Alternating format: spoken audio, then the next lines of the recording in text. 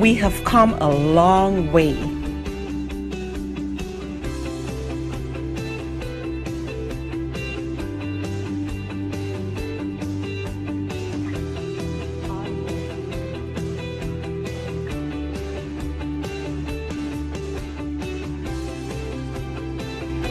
But still have much work to do.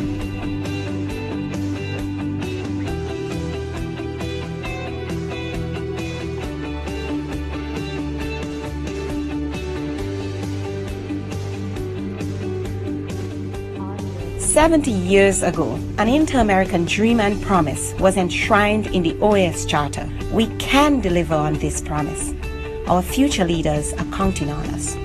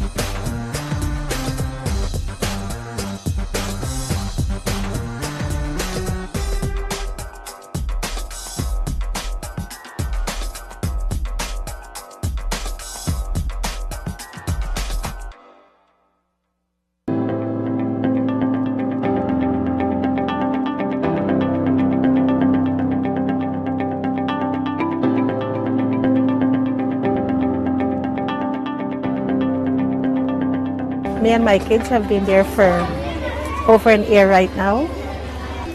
And children are friends. It doesn't matter where they come from.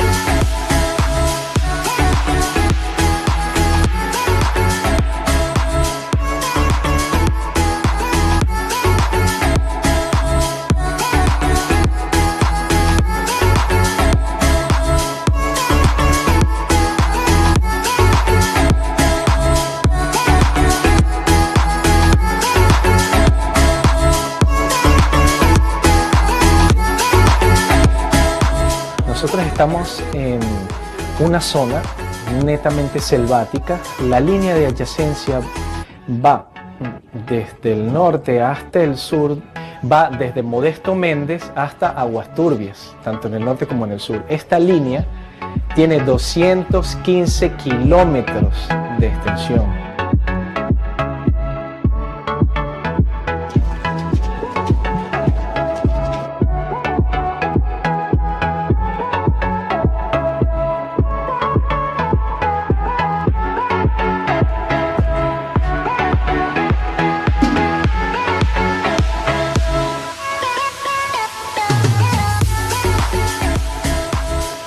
De allí vino él, se buscó creo con los de la OEA y de allí vino el proyecto para acá, para Judá.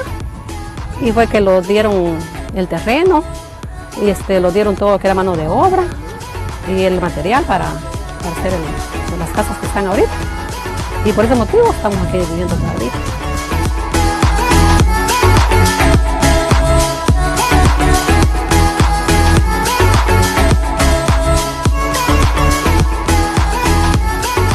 La misión continúa trabajando en la implementación de medidas de fomento de la confianza mientras se aguarda el resultado del reclamo que está atendiendo la Corte Internacional de Justicia por la disputa marítima, territorial e insular. Nuestra oficina en la zona de adyacencia realiza verificaciones a solicitud de ambos gobiernos, facilita reuniones y patrullajes conjuntos entre las Fuerzas Armadas y promueve una cultura de paz y cooperación entre las comunidades locales. Children will be children and they have harmony. They don't see each other as a different country, but they see each other that they're growing together.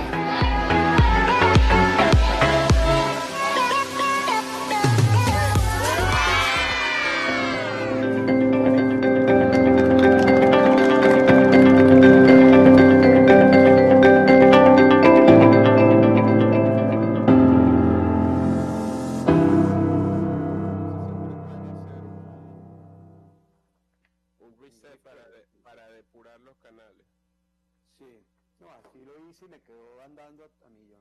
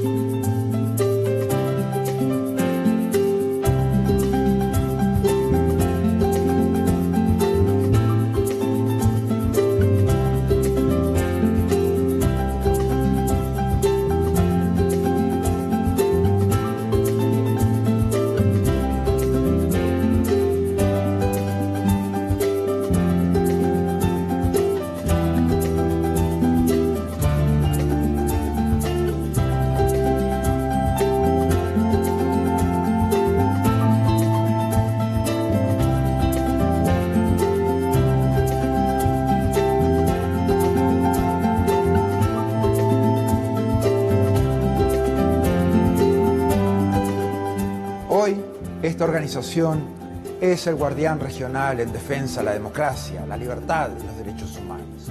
Los países se han comprometido con estos valores a través de instrumentos legales como la Carta Democrática Interamericana, la Convención Americana de Derechos Humanos y todas las demás convenciones interamericanas. Nuestro trabajo es mantener los más altos estándares.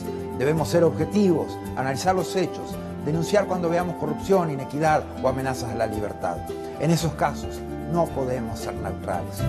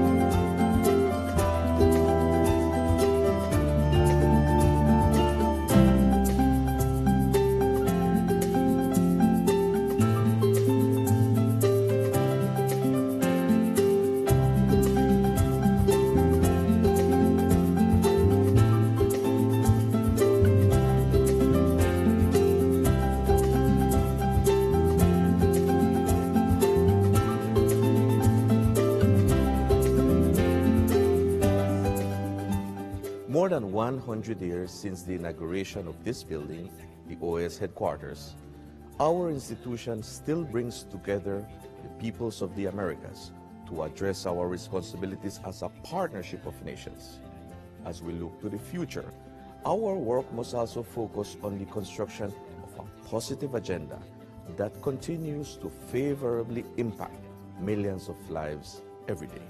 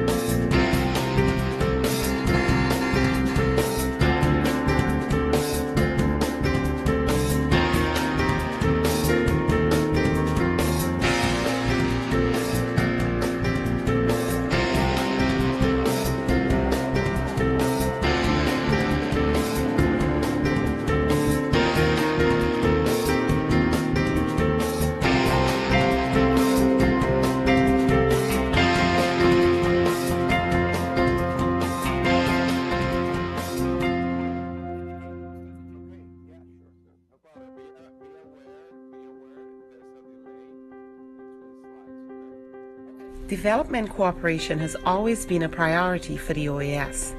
The OAS SETI works with all member states to identify common challenges and define solutions through policy dialogue, which is transformed into action through technical cooperation initiatives. Policy dialogue is central to our work in development. The OAS SETI convenes development leaders in 11 ministerial meetings and high-level processes on priority areas such as competitiveness, labor, education, among others. Technical cooperation initiatives emerge from ongoing dialogue and are therefore established with built-in political support. All of our actions place people at the center, generating a multiplier effect in the region. We enhance human capacity by working with key stakeholders. This strengthens institutions, improving policies and programs, benefiting millions of people in the Americas. Our ability to deliver results relies on broad collaboration. Partnerships for Development, Cooperación Solidaria, is a unique OAS concept which recognizes that each member state, regardless of its size, wealth, or level of development, has value to share and can learn from others. This concept also includes close collaboration with other partners, amplifying our reach and impact. As we mark 70 years of work on development, we take a look back.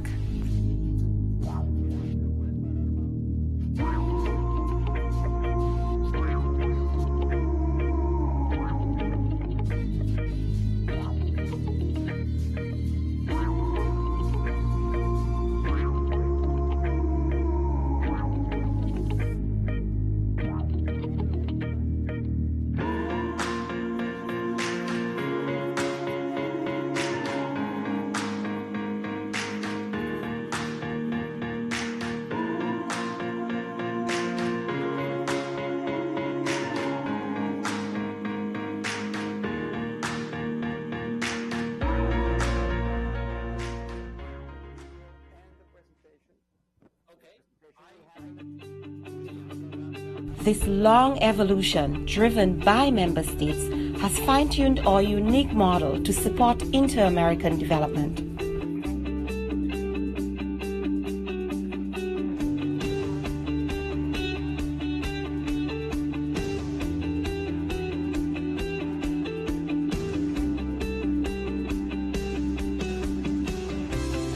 Today, all of our efforts fall into 5 strategic priorities: inclusive and competitive economies, sustainable development, education and human development, decent work for all, development cooperation, and partnerships. These are aligned with the Sustainable Development Goals and the regional attainment of the 2030 Agenda. These priorities are also areas where the OAS SETI has extensive experience and proven impact.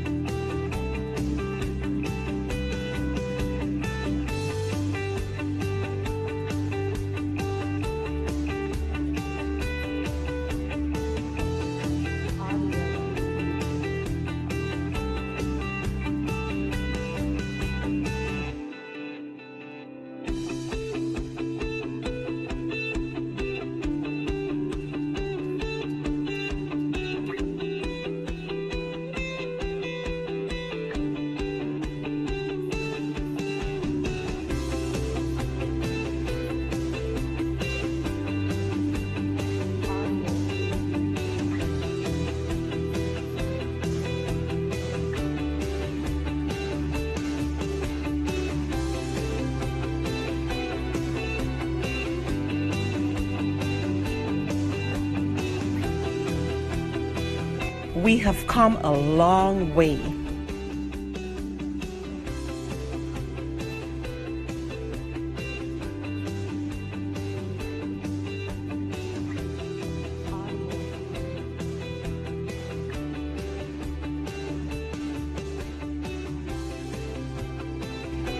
but still have much work to do.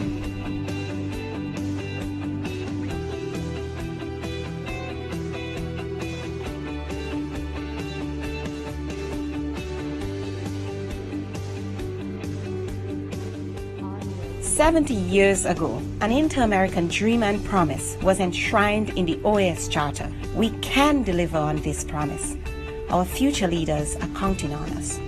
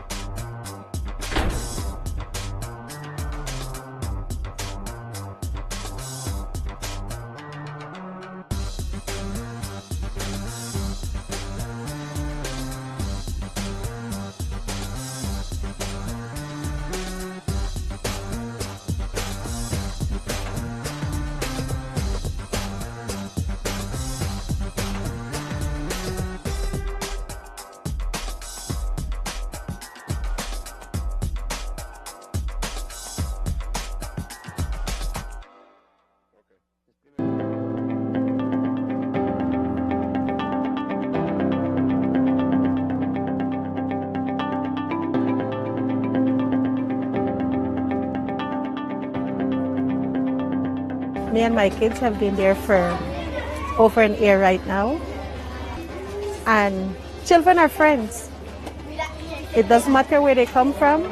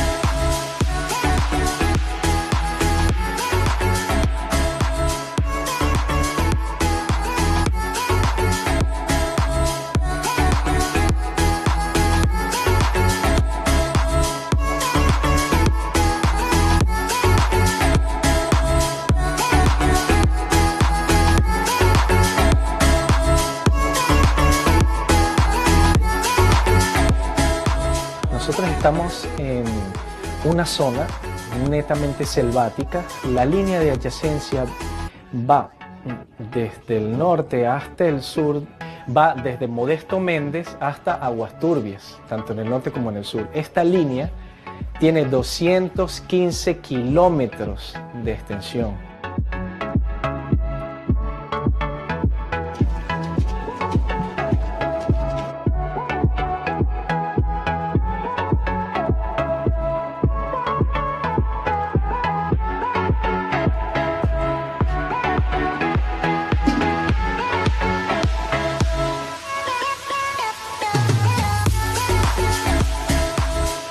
De allí vino él, se buscó creo con los de la OEA y de allí vino el proyecto para acá, para Judá. Y fue que lo dieron el terreno y lo dieron todo lo que era mano de obra y el material para hacer las casas que están ahorita. Y por ese motivo estamos aquí viviendo todavía.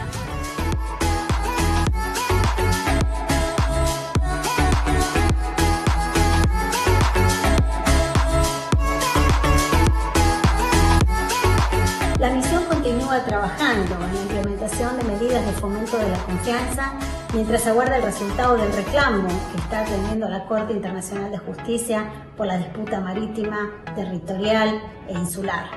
Nuestra oficina en la zona de adyacencia realiza verificaciones a solicitud de ambos gobiernos, facilita reuniones y patrullajes conjuntos entre las Fuerzas Armadas y promueve una cultura de paz y cooperación entre las comunidades locales. Children will be children. And they have harmony. They don't see each other as a different country, but they see each other that they're growing together.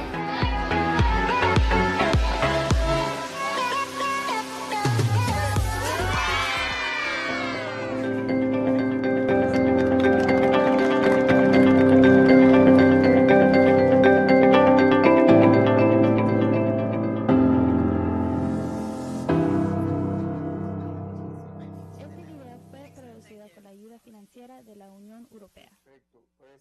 Bueno, de la oficina de la ministra, entonces si quieres hacer la prueba, qué pena, es que entraron 2 personas al tiempo, pero de la oficina de la ministra de Costa Rica, si quieres volver a activar cámara y micrófono para que hagamos la prueba.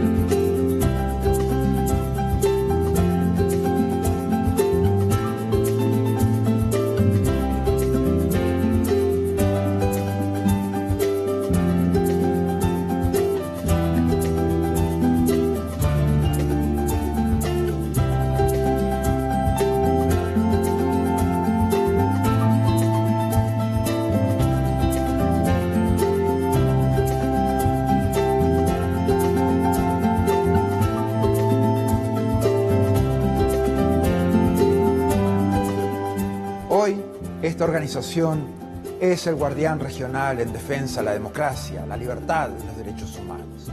Los países se han comprometido con estos valores a través de instrumentos legales como la Carta Democrática Interamericana, la Convención Americana de Derechos Humanos y todas las demás convenciones interamericanas. Nuestro trabajo es mantener los más altos estándares. Debemos ser objetivos, analizar los hechos, denunciar cuando veamos corrupción, inequidad o amenazas a la libertad. En esos casos, no podemos ser neutrales.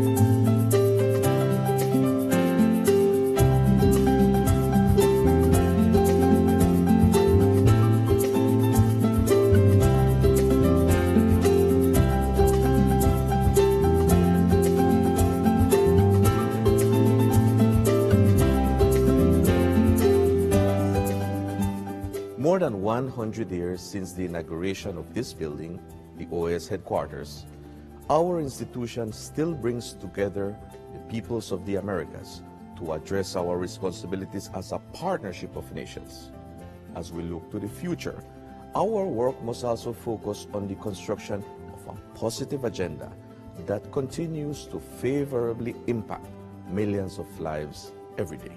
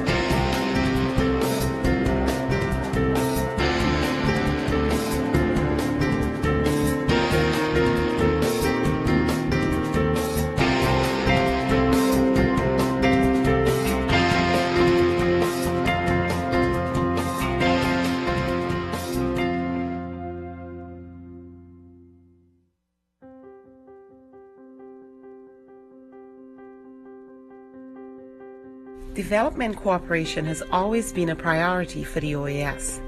The OAS SETI works with all member states to identify common challenges and define solutions through policy dialogue, which is transformed into action through technical cooperation initiatives. Policy dialogue is central to our work in development.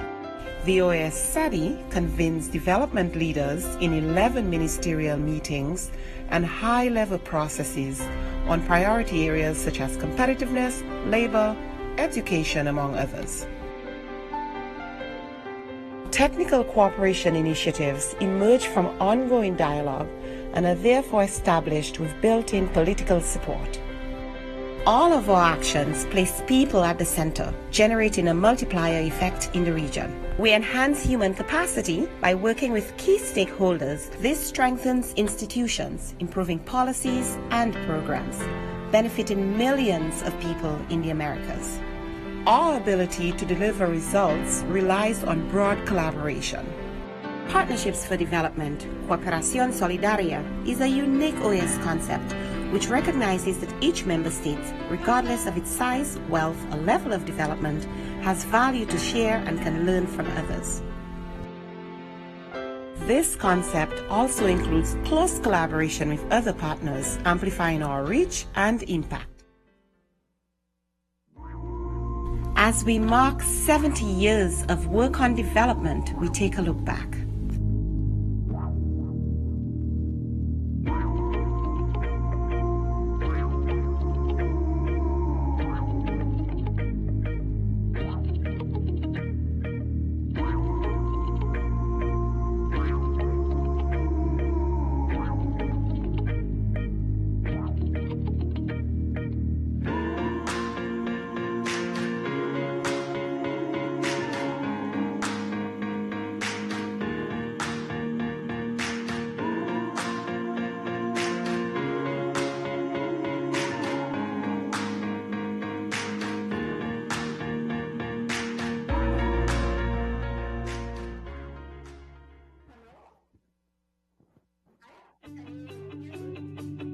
This long evolution, driven by member states, has fine-tuned our unique model to support inter-American development.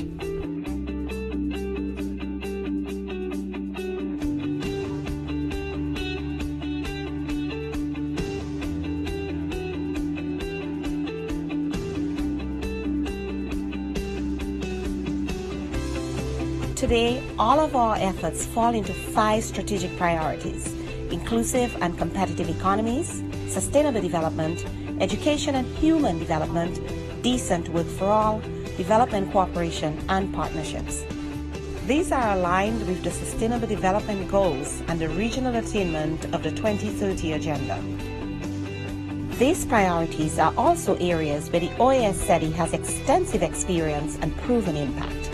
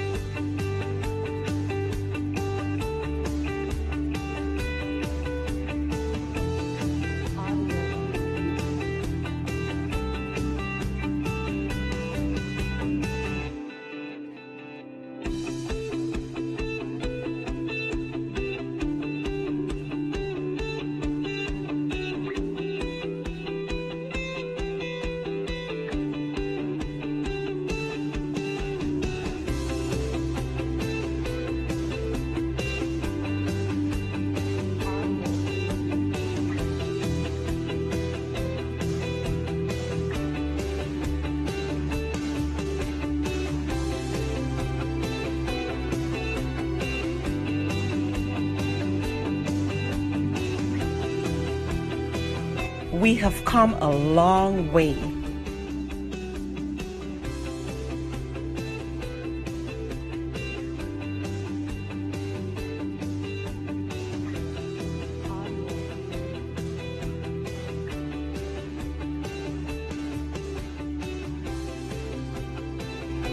but still have much work to do.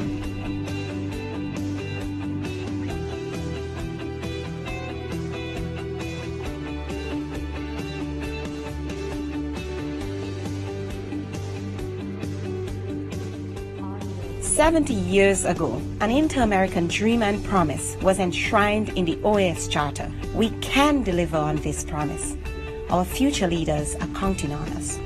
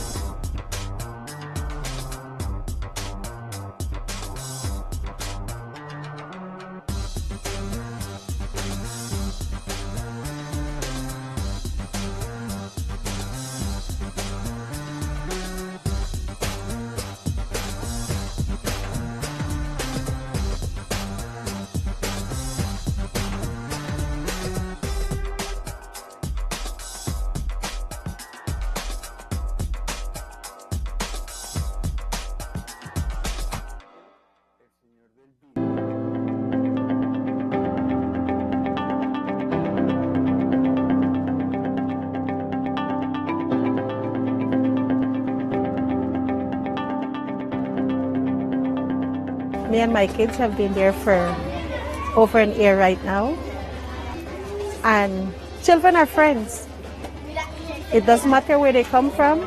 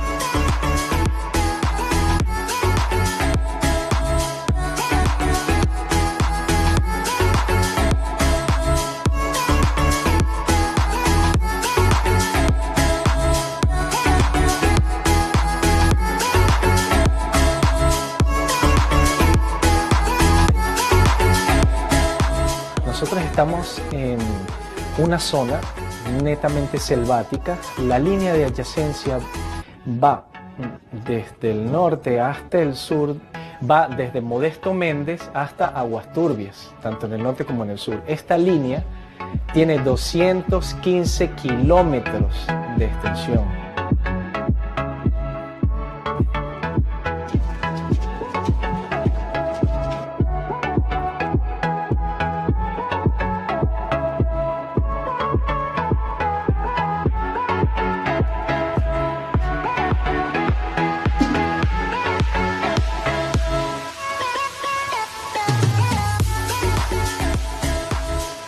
De allí vino él, se buscó creo con los de la OEA y de allí vino el proyecto para acá, para Judá. Y fue que lo dieron el terreno y lo dieron todo lo que era mano de obra y el material para hacer las casas que están ahorita. Y por ese motivo estamos aquí viviendo todavía.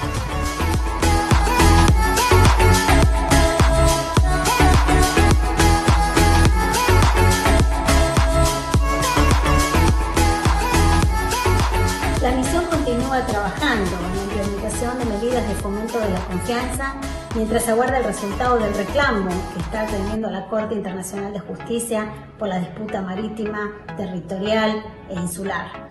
Nuestra oficina en la zona de adyacencia realiza verificaciones a solicitud de ambos gobiernos, facilita reuniones y patrullajes conjuntos entre las Fuerzas Armadas y promueve una cultura de paz y cooperación entre las comunidades locales.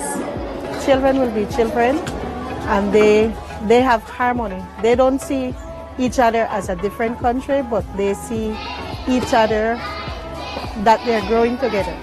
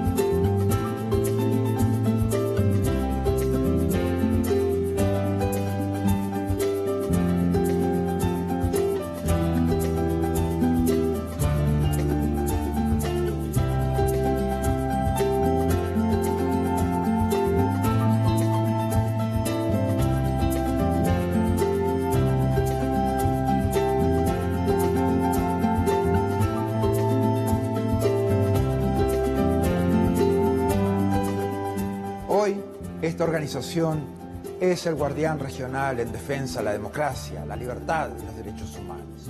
Los países se han comprometido con estos valores a través de instrumentos legales como la Carta Democrática Interamericana, la Convención Americana de Derechos Humanos y todas las demás convenciones interamericanas.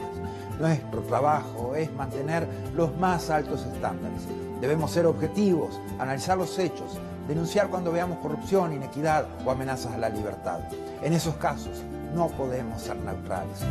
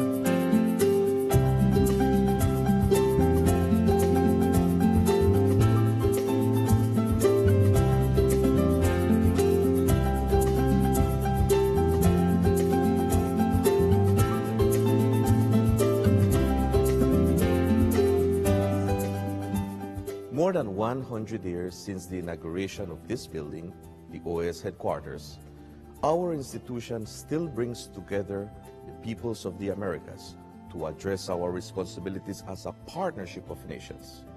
As we look to the future, our work must also focus on the construction of a positive agenda that continues to favorably impact millions of lives every day.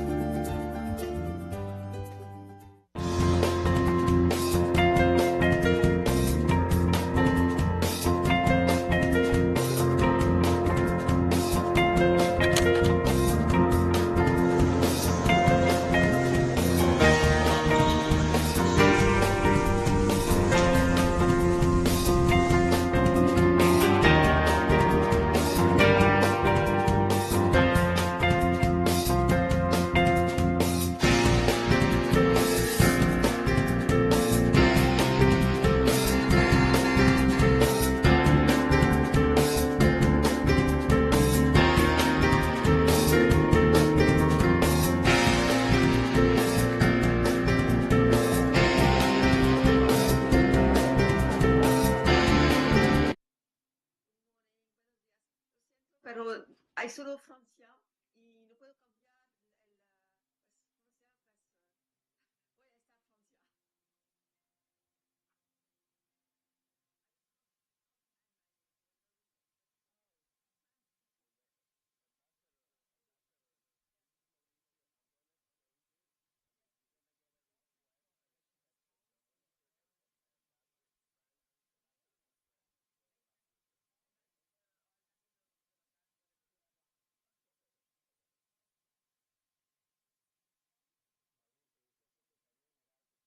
initiatives. Policy dialogue is central to our work in development.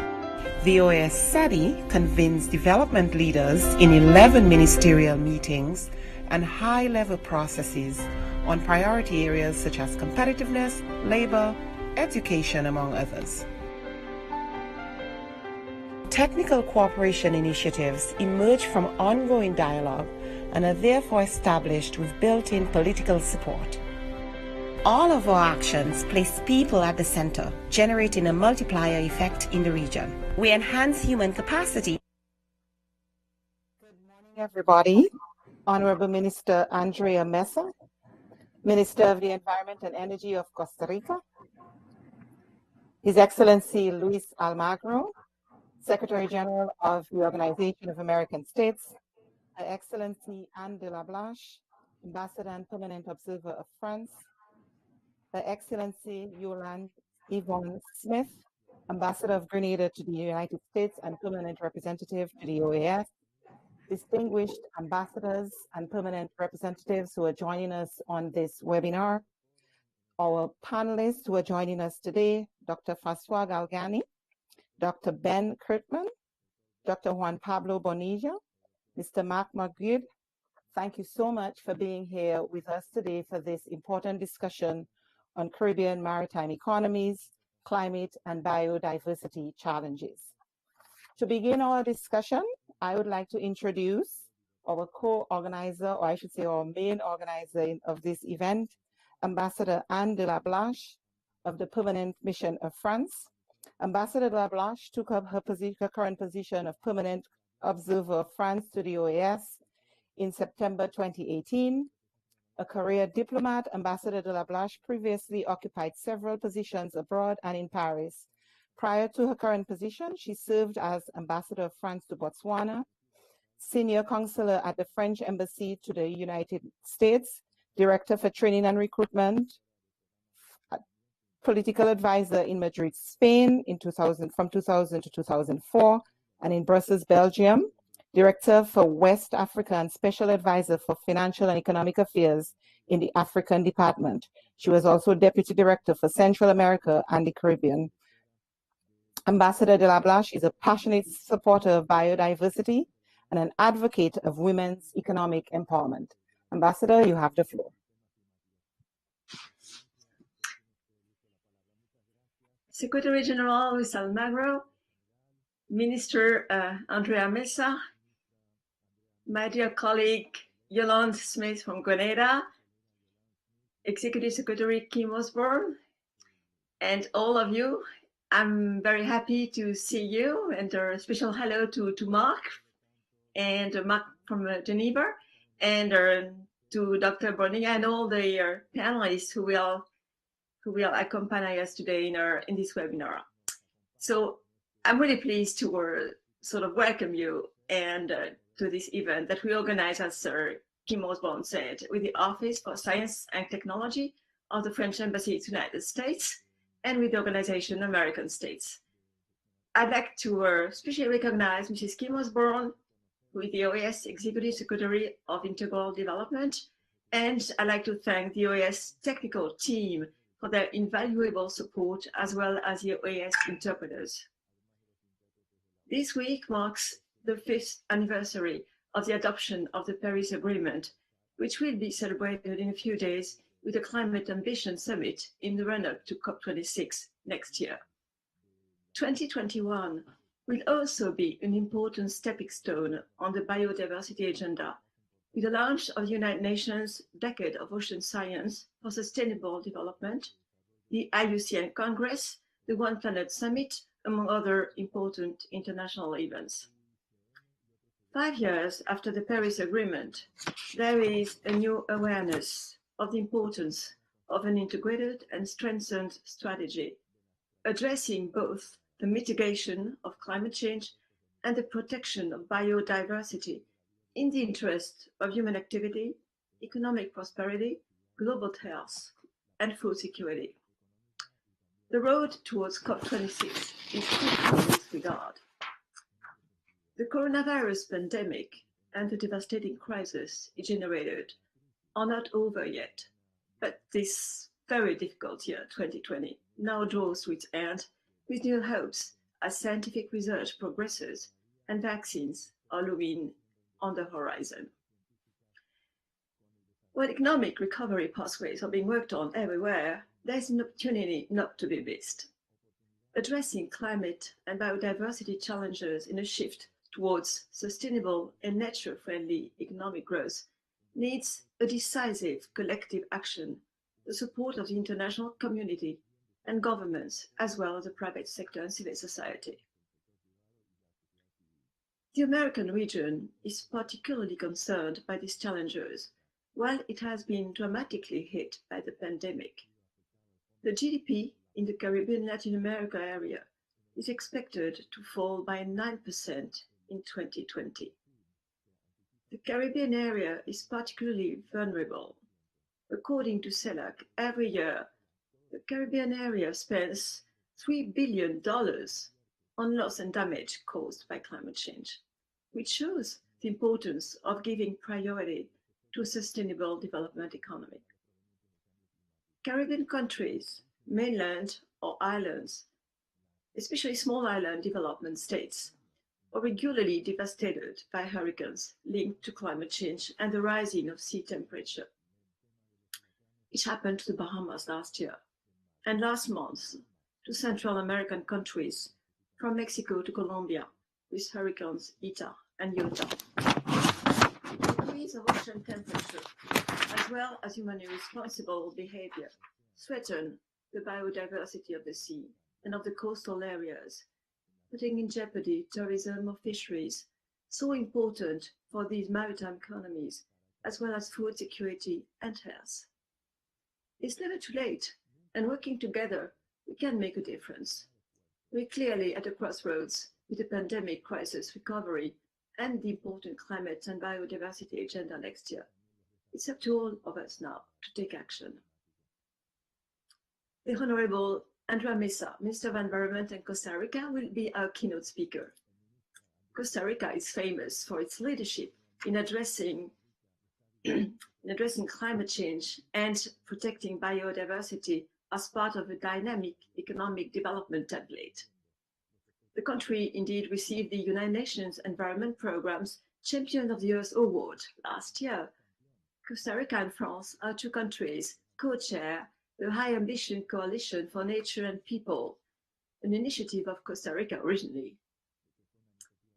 The panel will be moderated by Ambassador Yolande Yvonne Smith, Ambassador to the United States and Permanent Representative of Grenada to the OAS. Grenada is extremely active, nationally and internationally, to help promoting a sustainable model of economic development based on reduced carbon footprint and nature-based solutions.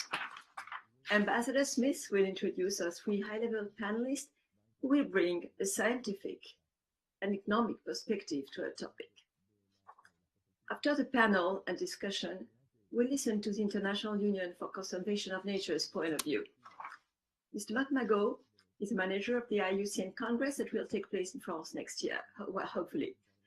He will share with us the important objectives of this Congress, which will bring together state and non-state actors to identify the best science-based solutions to address these challenges and promote new partnerships. The conclusion of this webinar will be given by His Excellency Luis Almagro, Secretary General of the Organization of American States. I do hope you will find this event interesting and useful, and I thank you. Thank you, Ambassador de la Blanche, for these remarks. It is now my distinct pleasure to introduce Minister for the Environment and Energy of Costa Rica, Her Excellency Minister Andrea Mesa. Minister Mesa is an expert in sustainable development with more than 20 years of experience in formulating public policies and executing projects. She has worked in more than 15 Latin American countries in multidisciplinary projects financed by various multilateral organizations, the IDB, the World Bank, CAF, European Union, UNDP, and bilateral organizations such as the AECID, the GIZ, and national governments. Señora Ministra, reciba un cordial bienvenida y nuestro profundo agradecimiento. Madam Minister, we wish you a warm welcome and thank you very much for taking the time in your very busy schedule to be with us at this event. I give you the floor. Thank you very much.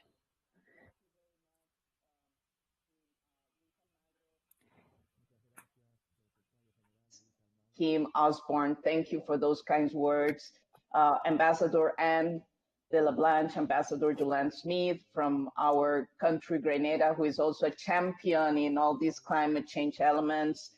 Juan Pablo Bonilla, who is a very good friend of our country and the region in this agenda, Francois Galnani, Ben, and Mark. It's an honor of being here and sharing some ideas and general aspects of how we see decarbonization and resilience as core aspects of our development agenda.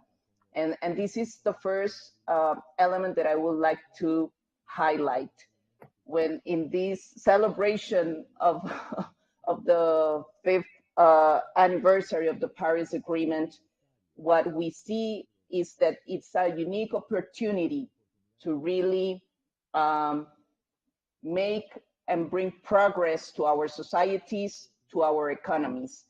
And I would like to share a small presentation with you with some of these remarks. Let me see if technology works. Uh-huh.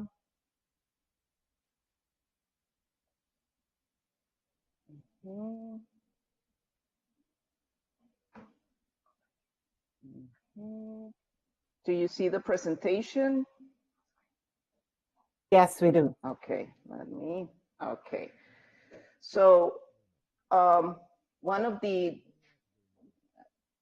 key aspects that we're seeing with the COVID-19 crisis is it is showing us how unprepared the global economy is for this systemic risk. And one of the elements that we need to notice is that if we are unprepared for the COVID-19 crisis, then we are really not prepared for these other systemic and bigger challenges and risks that climate change and biodiversity collapse presents. So this is one critical element that we really need to incorporate when we are talking about our new development programs, our new development models. And this is a key element when we're talking about this whole of a government approach. When we're talking about climate change and biodiversity collapse, the main aspect to incorporate in our agendas is to really identify these risks not as environmental elements, but as development elements. If we want to address this climate change and biodiversity collapse crisis, we really need to bring solutions into our development model. So these aspects of whole of a government approach to bring the ministries of planning, to bring the ministries of finance, to bring all the sectorial ministries, because at the end we're talking about transport, agriculture, which is the new infrastructure. We're talking about blue economy.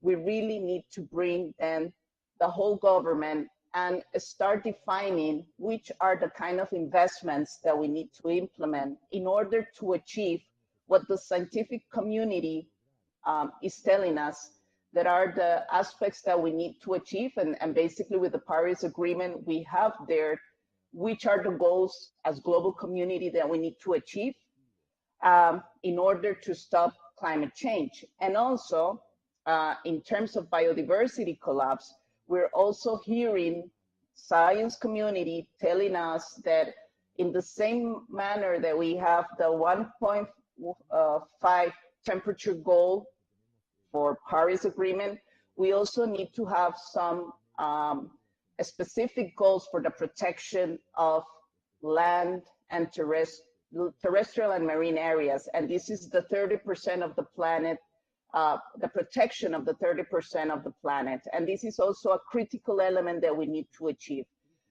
in order to stop this huge challenge that we are facing as community. And these elements, as we were saying, it's not only about bringing a human challenge that we have, but also to understand that these have positive revenues, that it has an opportunity also in terms of the economic impacts that we have when we're talking about decarbonization. Recently, it was in last week that we presented the results of our cost-benefit analysis of our decarbonization plan, something that it is that has shown the positive economic benefits that we have if we implement this, which is our long-term strategy, the benefits that we will have in the country. The interesting element that we see with this kind of data is that now we see the different stakeholders paying attention with this kind of aspects. We are receiving now a lot of interest from not the usual suspects, and this is the kind of elements that I will really like to bring. We need to include this kind of narrative also when we're talking about decarbonization and resilience, and it's the economic impact that it will have. And for example, in our case, it says that if we implement the decarbonization plan, it will bring more than $41 billion in net benefits. And this will save or provide 78 billion in benefits, and it will cost about $37 billion. Most of the times, sometimes we are hearing that this is expensive way of developing, but it is not. When we are talking and when we are doing robust analysis, and this cost-benefit analysis was done with the participation of international consultants, with the support of IDB, also with the interaction of our university, and this is demonstrating that it is a good aspect for our development. And the greatest benefits are due to actions affecting transport, agriculture, livestock, and forestry. And the interesting element is that we can see also economic benefits in these two areas. And again, the other key finding here is that nature-based solutions play a central role when we are talking about this transformational model.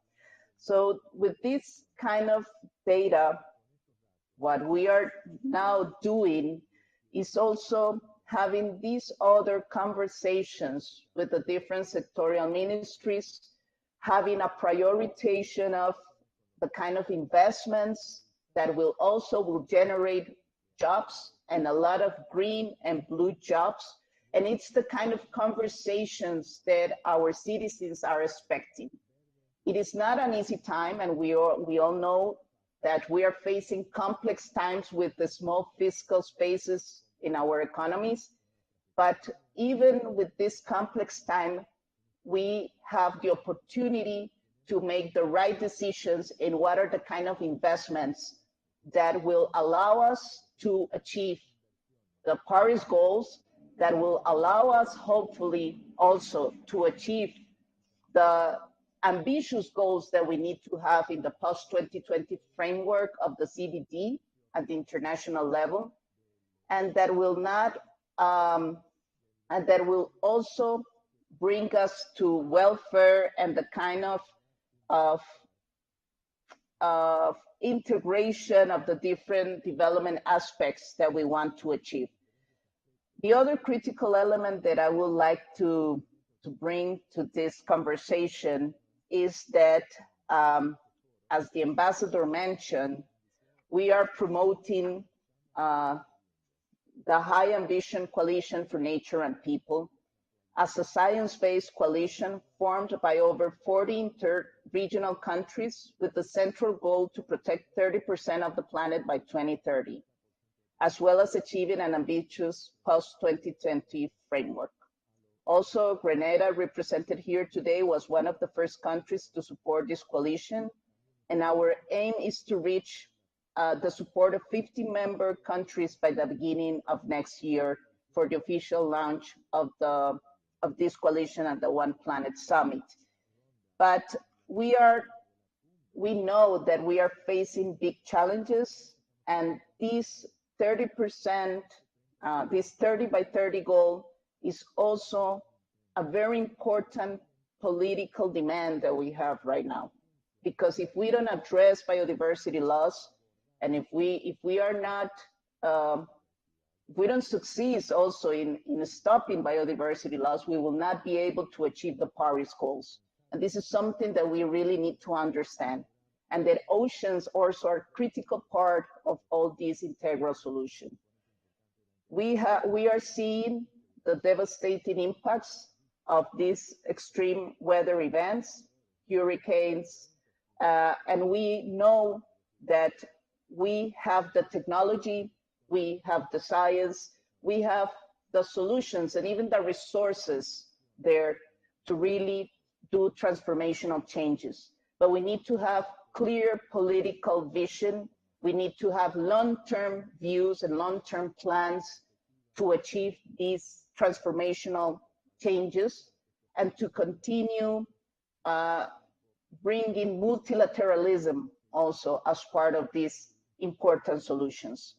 So I will stop there my reflections. I will stop my reflections here. And just to say that it is possible to have a green recovery. We need to see this as a comprehensive and systemic process. This is not only an environmental aspect, this is a development aspect, a development model that can prioritize well-being and health of the population and ecosystem. There are technological options for urban, coastal, and rural territories to consolidate this transformational process. We need to prioritize green investment that have multiple effects, and nature-based solutions play a critical role in these kind of aspects. And the process must be implemented under this whole of a government and whole of society approach. We will be hearing from the different speakers from MDVs that play a critical role and are central partners in this transformation. IDB, it's a great partner in this, but we also need NGOs. We need to be green in the financial system, and it is just with also the engagement of non-state actors that we will be achieving these ambitious goals in the short term and the short period that we have. So thank you for the invitation, and hope to be hearing new presentations of NDCs. And we know that the region has the potential to be a leader and to continue being a leader. We have been hearing excellent news from Colombia, from Grenada, from Jamaica, and I know where we will be presenting our enhanced NDC before the end of the year as well. And we are working very hard also to bring other countries in the Central American region, which is a very threatened region from the impacts of climate change. But we know that we have all the different elements, the building blocks to do this transformational change. So thank you very much, Ambassador and colleagues. Thank you so much, Minister Mesa, for this comprehensive presentation and for Costa Rica's leadership on the world stage on this most important issue.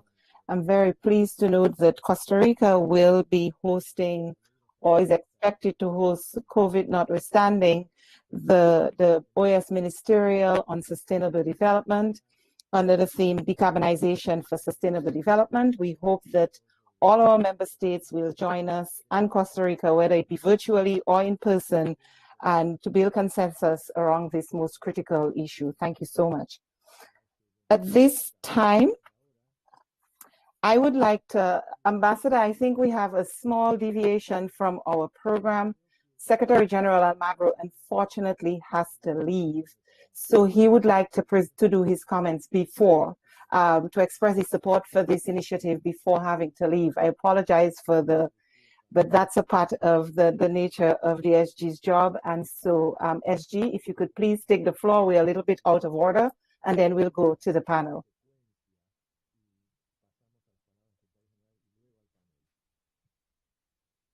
Secretary, your mic is on.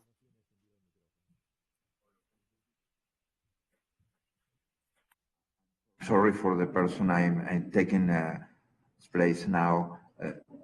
Can you listen? Yes, we hear you. Dear friends, allow me to begin by expressing my gratitude to the permanent mission of France for cooperating with the Secretariat for Integral Development in convening this important and timely meeting. Events like this are critical in helping to build awareness about the impact of climate change and help to boost advocacy and the need for strong, coordinated, and sustained climate action. I emphasize climate action not merely in acknowledgement of the title of Sustainable Development Goal 13 of the 2030 Agenda. Climate action is also a reflection of my own sense as a citizen of the region, which has been on the front line of the impact of climate change. We no longer have the luxury of engaging in further dialogue on the origins and causes of climate change. This is a time for climate action, and the dialogue that we must now have must determine what action we must take to ensure that we arrest climate change and that help vulnerable communities build resilience to its impact. We already know that climate change is a multidimensional challenge that negatively affects health, security, human rights, livelihoods, and environmental sustainability.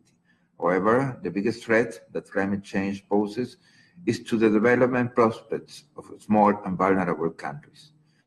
Thus, climate change is a development issue, and it is through the prism of development that we can address the risk posed by climate change to health, security, democracy, and human rights.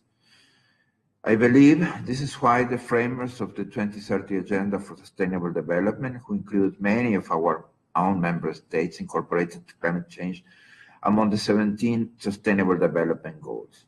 Climate change poses a risk to people, prosperity, planet, and peace, and effective multi-stakeholder partnerships offer the best vehicle for climate action.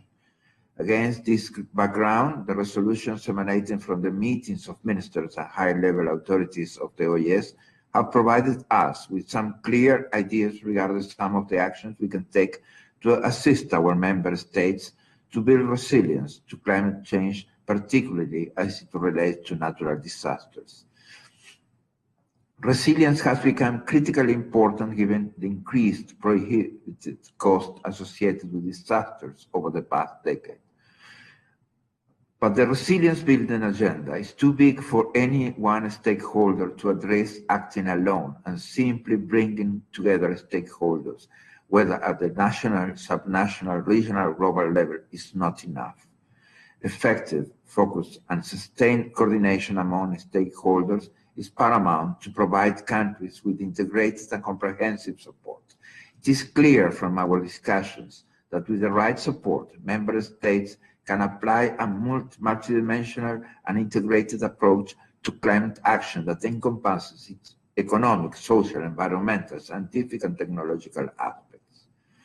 Within the context of the OAS, member states have the opportunity to work collaboratively in the implementation of the Inter-American Program for Sustainable Development, or PEACE, which has adopted by the OAS General Assembly in 2016. The PIDES is fully aligned with the Paris Agreement, the Sendai Framework, and the 2030 Agenda, and provides a ready platform for joint action to effect change in our region. In closing, I reiterate my appreciation to the Permanent Mission of France for joining with the OAS in hosting this event.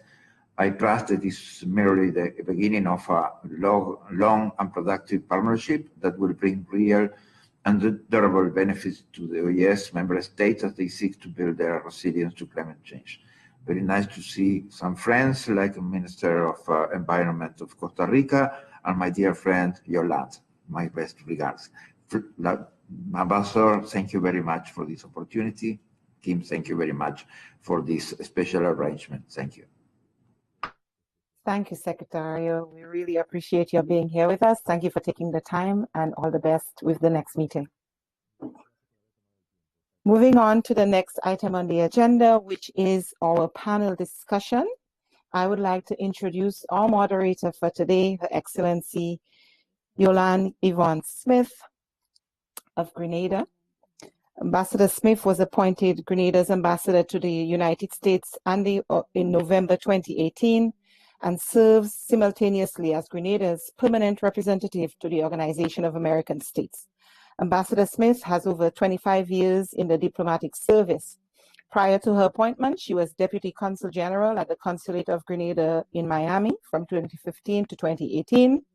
Her first posting was at the Consulate General in Toronto from 1995 to 1999. She was stationed at the Embassy in Washington until 2009. And from then on, she joined the staff of Procurement and Strategic Budget Management at a division of the International Monetary Fund. Ambassador Smith, it's a pleasure to have you, and I will give you the floor to introduce your panelists. Thank you very much, Madam Secretary. Ambassador LaBlanche, my good friend, thank you so much for inviting me to be a part of this panel. Can everybody hear me? Yes. Yes. Very well. I just wanted to make sure.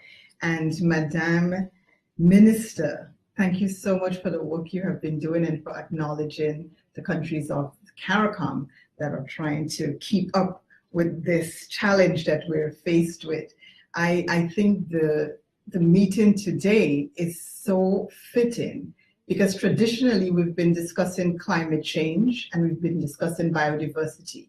But at this time, we're bringing the conversation together, and I think that's the way it's going to go forward.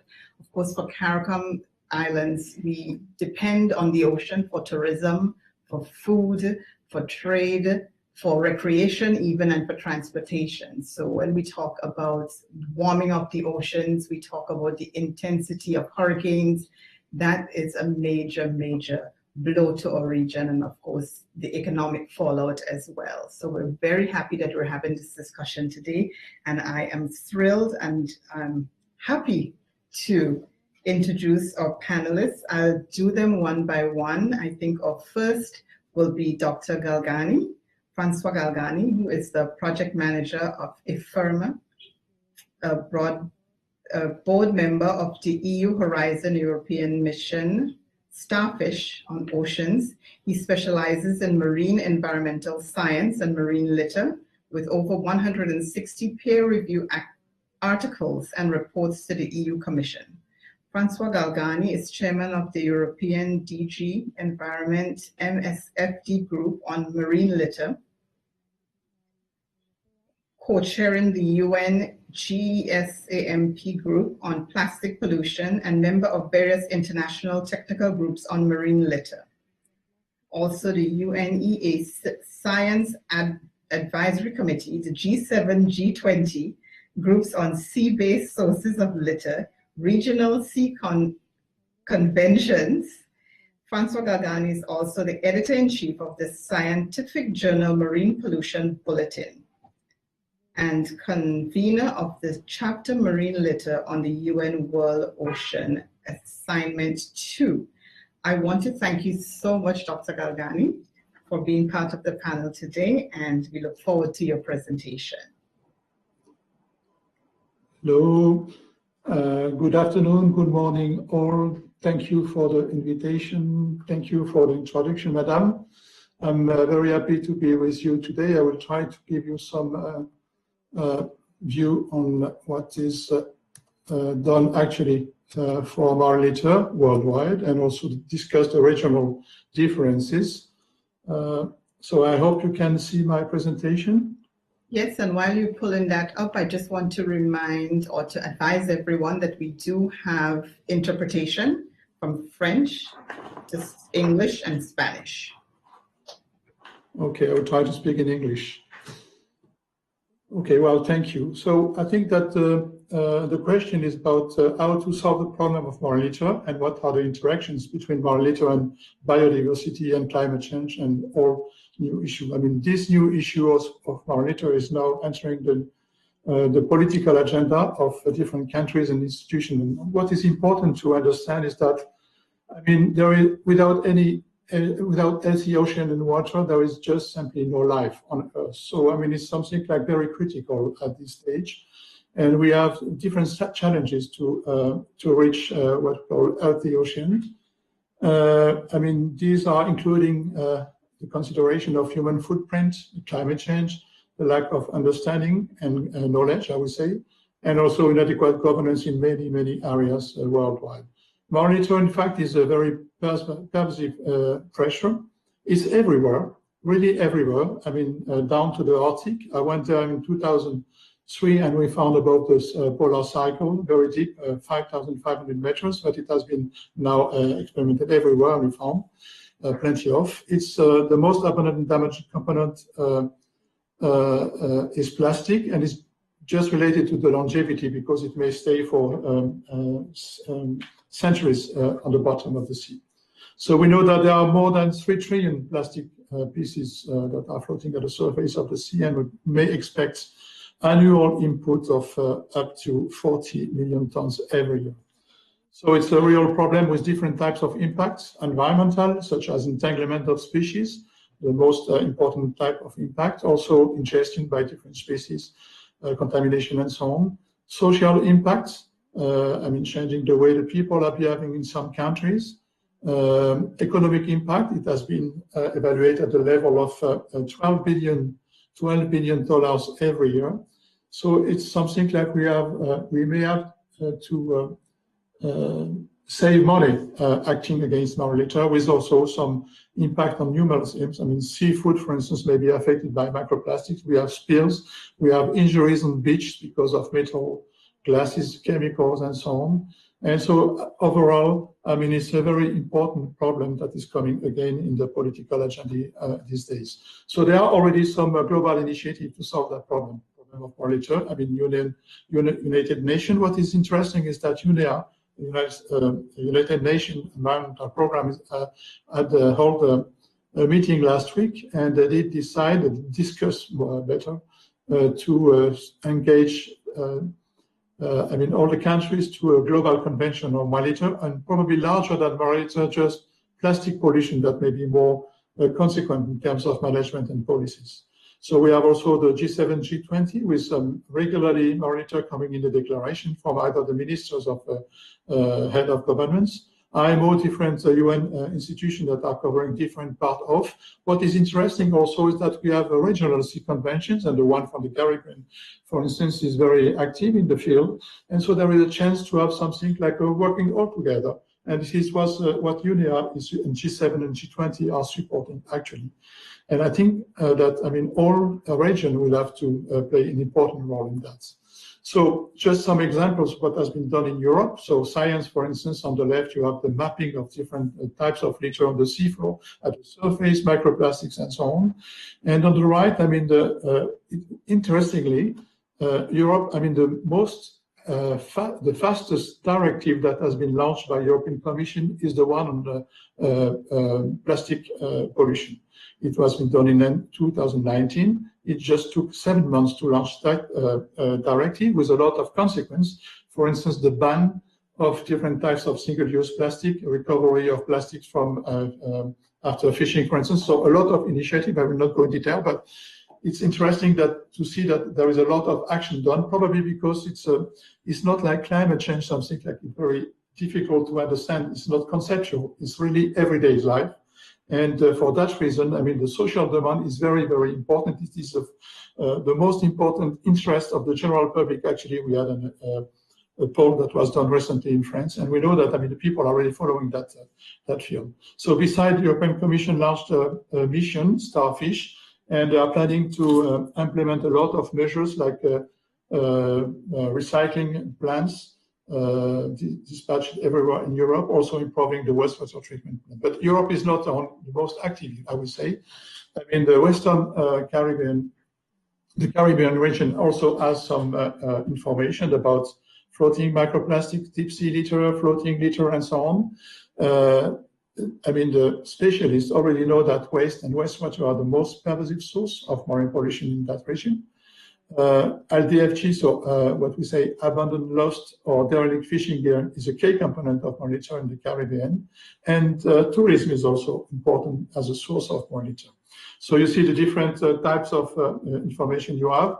And as in Europe, I mean, the regional action plan on marine nature is very active, and also the Caribbean Regional Fund for wastewater. So the question is about how to solve the issues that are coming. So we have technical challenge. I will not go in details, but cost-effective methods are important. Automatic sensors, small size particles, what we call microplastics or nanoplastics, solution, and so on. And on diversity, I think it's important to realize that, I mean, marine litter could, I mean, act as an important driver for change in the future when considered biodiversity.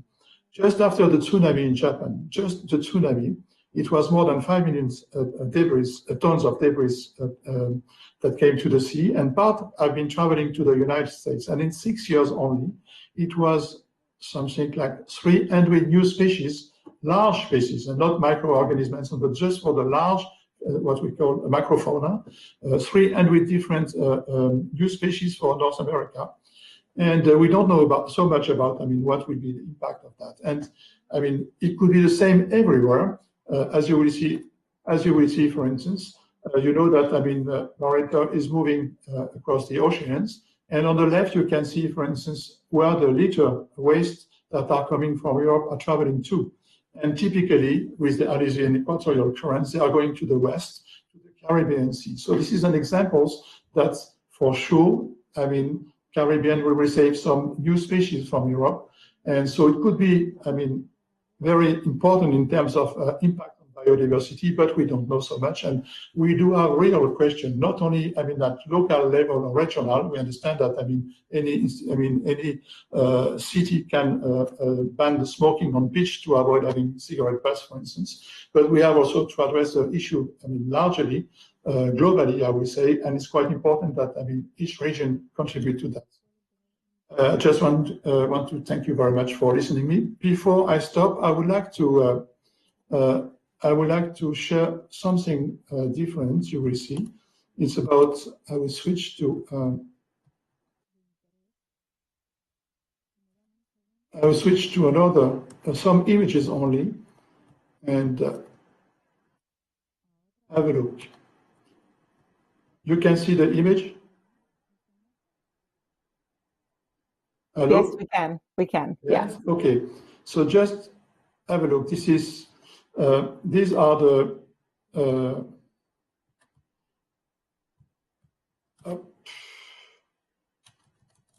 I'm sorry, I cannot. Okay. These images are coming from a submersible.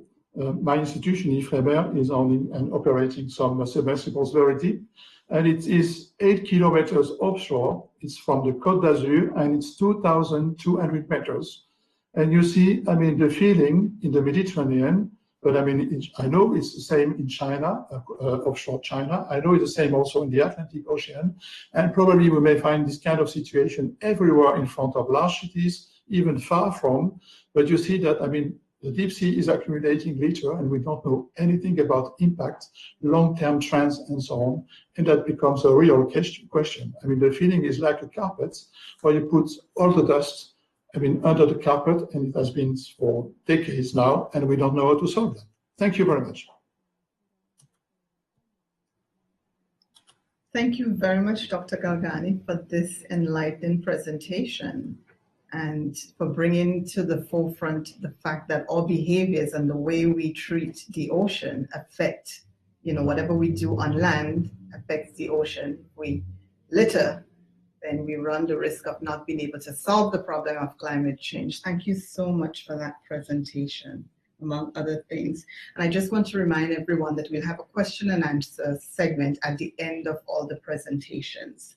So the next presenter, presenting the known and unknown hurricanes and climate change, is Dr. Ben Kirkman of Kirkman. He is a professor of atmospheric science at the University of Miami Rosenthal School of Marine and Atmospheric Science. He uses atmosphere-ocean general circulation modules to study the predictability and variability of the Earth's climate system. His wide-ranging research aims to understand and quantify the limits of climate predictability from days to decades. Dr. Kurtman is the director of the Cooperative Institute for Marine and Atmosphere Studies at the University of Miami and serves as the program director for climate and environmental hazards at the University of Miami Center for Computational Science. And I am happy that we are going to get the variant presentations today because we need the science to inform our responses in order to mitigate the effects of climate change. Dr. Kurtman, you have the floor. Thank you very much. I really appreciate the opportunity to talk to you all today. And I'm very excited about participating in this panel. Hopefully you can see my slides, and if you can't, please let me know. Yes, we can. Beautiful. So I want to start out and sort of separate this presentation into two threads. The first thread is, what can we understand from the historical record of hurricanes? We typically refer to that as the detection and attribution problem. And then the second thread I'm going to talk about is what are we going to expect when the climate system warms by, say, 2 degrees Celsius. So those are the two threads I want to go through. I'm going to start with these hurricane detection and attribution. And on the far right-hand side, I'm showing you landfalling hurricanes. I'm going to go to my highlighter here so you can see the landfalling tropical cyclones in eastern Australia, landfalling hurricanes in the United States, and then typhoons in China. And what you can see from all three of these records, there really isn't any trend. We don't see a trend in the number of landfalling cyclones throughout the world. On the other hand, on a relatively short record, we see a big trend in the intensity of North Atlantic tropical cyclones. And we see trends in the number of strong storms. This is the number of strong storms. And again, this is what fraction of the total number of storms are due to the strongest storms. And so we see trends in all three of these records. And the question that we have when we think about these historical records, can we attribute these trends that we do see to climate change, greenhouse gases, things like that? Well, I just told you this power dissipation index had this strong trend all the way up through 2005. This plot that I've superimposed, it's a little bit blurry, shows that power dissipation index decaying after 2005. So this attribution problem is very, very tricky because the climate system has natural fluctuations. And I'm going to talk a little bit more about why one of the reasons we think we saw this drop in this potential power dissipation index. Before I get there, I do want to go back to this plot here, both of these plots. The number of the strongest storms, the category 4 and 5 storms. This trend, however, seems to be solid and is also detected in our climate change projections. So I'm going to come back to both of these strong trends in the number of category 3, 4, and 5 storms. Before I get there, I want to talk about that. From 1980 through 2005, we saw this increase in this power dissipation index, which tells you the strength of the storms. We saw this increase in that. Yet when we went past 2005, that decreased. And so one of the big questions in the climate community right now is, why did we get that decrease in that power dissipation index when we continued to see a warming in the ocean? We continued to see increases in greenhouse gases. And this plot is our first attempt to try to understand that. And what this is showing you is what would happen to the intensity of storms if we only included, this red curve here, if we only included greenhouse gases. We only included CO2, for example. This blue curve, however, is if we only include aerosols, again in the North Atlantic. And so what you see is that aerosols work in the opposite direction that greenhouse gases work. And so the question is, when we start to get control over those aerosols, we start to reduce pollution in the atmosphere after 2005, did that actually lead to a decrease in the hurricane potential? Because these two things work at opposite ends. And of course, this black curve here is that power dissipation, the potential intensity index all the way up through 2005, and then it showed that downward trend beyond 2005. So it's showing you that here. So is this recent decrease due to this recent decrease in pollution that we saw in the North Atlantic? So that's one question. We don't have the answer. It is a question that we have not answered. One of the things that we do notice, for sure, another thing that we think we notice in storms is the forward speed of storms. So this is looking at this translational speed, or the forward speed of storms around the globe. And we see this downward trend in how fast the storms move forward. That's really important when you think about it, because if you have another storm like Isaias or Dorian or Maria that just wasn't moving very fast, Michael leaving tremendous amounts of rainfall, storm surge in certain regions, if the forward speed decreases, the potential for damage increases.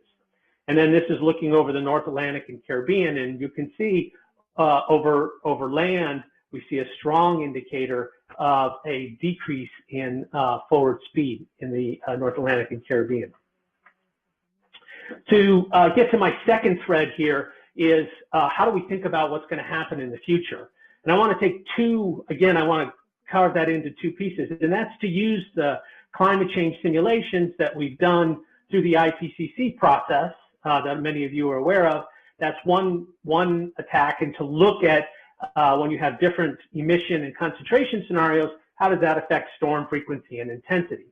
The second approach is to look at regional models and then superimpose climate change in those regional models and sort of ask, what would happen to a Hurricane Harvey or a Hurricane Maria in a warmer climate? So we're going to look at quick results from both of those approaches. We're going to start with the global simulations. And one of the interesting results that's coming out of these global simulations is there's a clear tendency for a decrease in TC frequency with 2 degrees warming. And you can see that clearly in the Atlantic. You can see that in the North Pacific.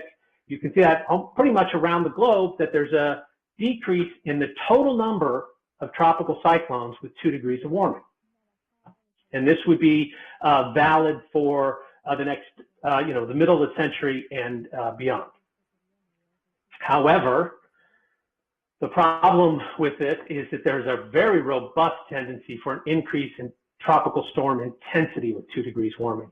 And you can see that very, very clearly throughout the globe in all the basins, that the intensity of storms increases with 2 degrees warming.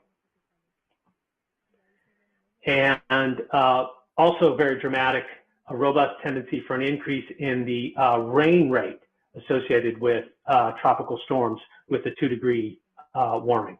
So these are robust results that the climate science community agrees on. I just wanted to show you one example of how that looks. This is a climate model simulation of the total number of Category 4 and 5 storms in the present day. And in this particular simulation, there are 244 of these storms that ultimately mature into a Category 4 or 5. And I've highlighted this North Atlantic, Caribbean, Eastern Pacific region for your attention. And this is what happens when we look at the late 21st century. There are 313 Category 4 and 5 storms. And you can just see the tracks of these storms, the number of tracks of those storms that mature into Category 3 and 4 and 5 storms significantly increase. I want to emphasize that this particular climate change scenario is quite modest compared to the trajectory that we think we are on today. And then the last prong here is this: what would happen to, just theoretically, what would happen to a Harvey or Maria in a warmer climate? Another way of looking at this. And this is looking at, in particular, just in Hurricane Maria that really did tremendous damage in the Caribbean and Puerto Rico in particular. This is the observed wind speeds associated with Maria. This is taking these various curves here that I'm showing you are taking background climates from a significantly warmer climate. This is that stronger climate change scenario, and looking at what the wind speeds would have done with a Hurricane Maria. And you can see they sort of missed this early intensification, but overall you can see this clear signal that the wind speed maximum associated with Hurricane Maria would significantly increase in a warmer climate. And also dramatically, this plot is looking at the amount of precipitation. And again, you can see a big increase in the amount of precipitation with Hurricane Maria. This result, if you look at, one of my colleagues has looked at about a dozen different storms doing the same calculation with regional models, and the results are quite robust. We see an increase in storm strength and an increase in the rainfall with observed storms. So, summary. This early part, this detection and attribution, the balance of evidence suggesting that we have seen over the historical record an increase in the number of storms reaching category 4 and 5 in the recent decades. And we've seen an increase in Hurricane Harvey-like storms with extreme precipitation events. The projections going forward, again, the balance of evidence suggests an increase in the number of storms reaching category 4 and 5, and again, a significant increase in Hurricane Harvey-like extreme precipitation events. And I will stop there. Thank you. Thank you very much, Dr. Kirkman. And that just brings me back to something the Honorable Minister from Costa Rica said, that we have to think about the investments and prioritizing our mitigation efforts and our adaptation. So I hope out of this meeting, we'll perhaps get some conversations around investing in the region for sustainability, because I think the cost of inaction is perhaps higher than the cost to invest. I thank you so much for your presentation. And now our next presenter on reconciling economic growth and biodiversity and climate challenges is Dr. Juan Pablo Bonilla. He is the manager of the IDB's Climate Change and Sustainable Development Sector. Previously, he was Chief of Staff to the Executive VP of the IDB. He also worked in the field for more than 20 years. He has led the IDB's Sustainable Energy and Climate Change Initiative, a major strategic step for integrating climate change and sustainability. Before joining the IDB, Dr. Bonilla worked as a senior specialist at the World Bank and as a member of the UN's CDM Executive Board.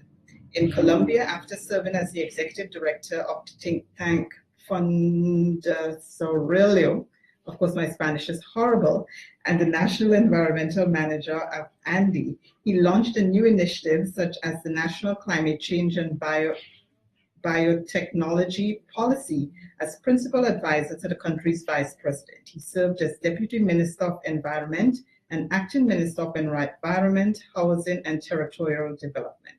I am pleased to offer the floor to Dr. Bonilla. Many thanks. Are you listening well? Yes, we hear you. Yes, we can hear you.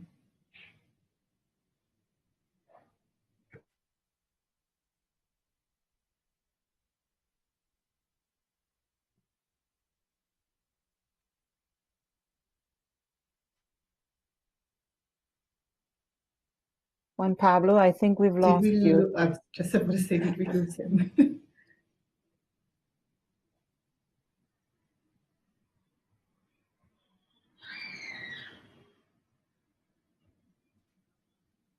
There he is. Okay, are you listening? Yes, we can hear you. Okay, anyways, I was just thanking everybody and congratulating not only the OAS, but the good friend Ambassador France for this initiative, as well as Kim Osborne. I think it's very important to put together the agenda, as all of you has mentioned, about climate, biodiversity, resiliency, and the link with tourism, with plastic, and how that, as Minister Andrea Mesa mentioned, is part of the sustainable recovery. And Andrea, by the way, I always congratulate not only you, but your government for the leadership that you're showing. And as you mentioned, how the countries of the region are showing more ambitions now that we're going to be very close for the 5th anniversary of the Paris Agreement. And I was having a conversation with Kim a couple of weeks ago about the importance and the challenge that we have for a transversal view. Many of you have talked about the crisis, about COVID, about the recovery. We had a presentation a couple of weeks ago to the board of the IDB The new president of the ADB, Mauricio Claver Carone, is emphasizing a lot the need for recovery, for economic growth in the region, and how to do it in a sustainable way. And that day we had a presentation about the macro situation of Latin America and the Caribbean, then the challenges for COVID recovery, and then we had a presentation about the impacts of climate and how we can think about a sustainable recovery. It's just to see the complexity that not only ministers of finance, but our governments are facing right now.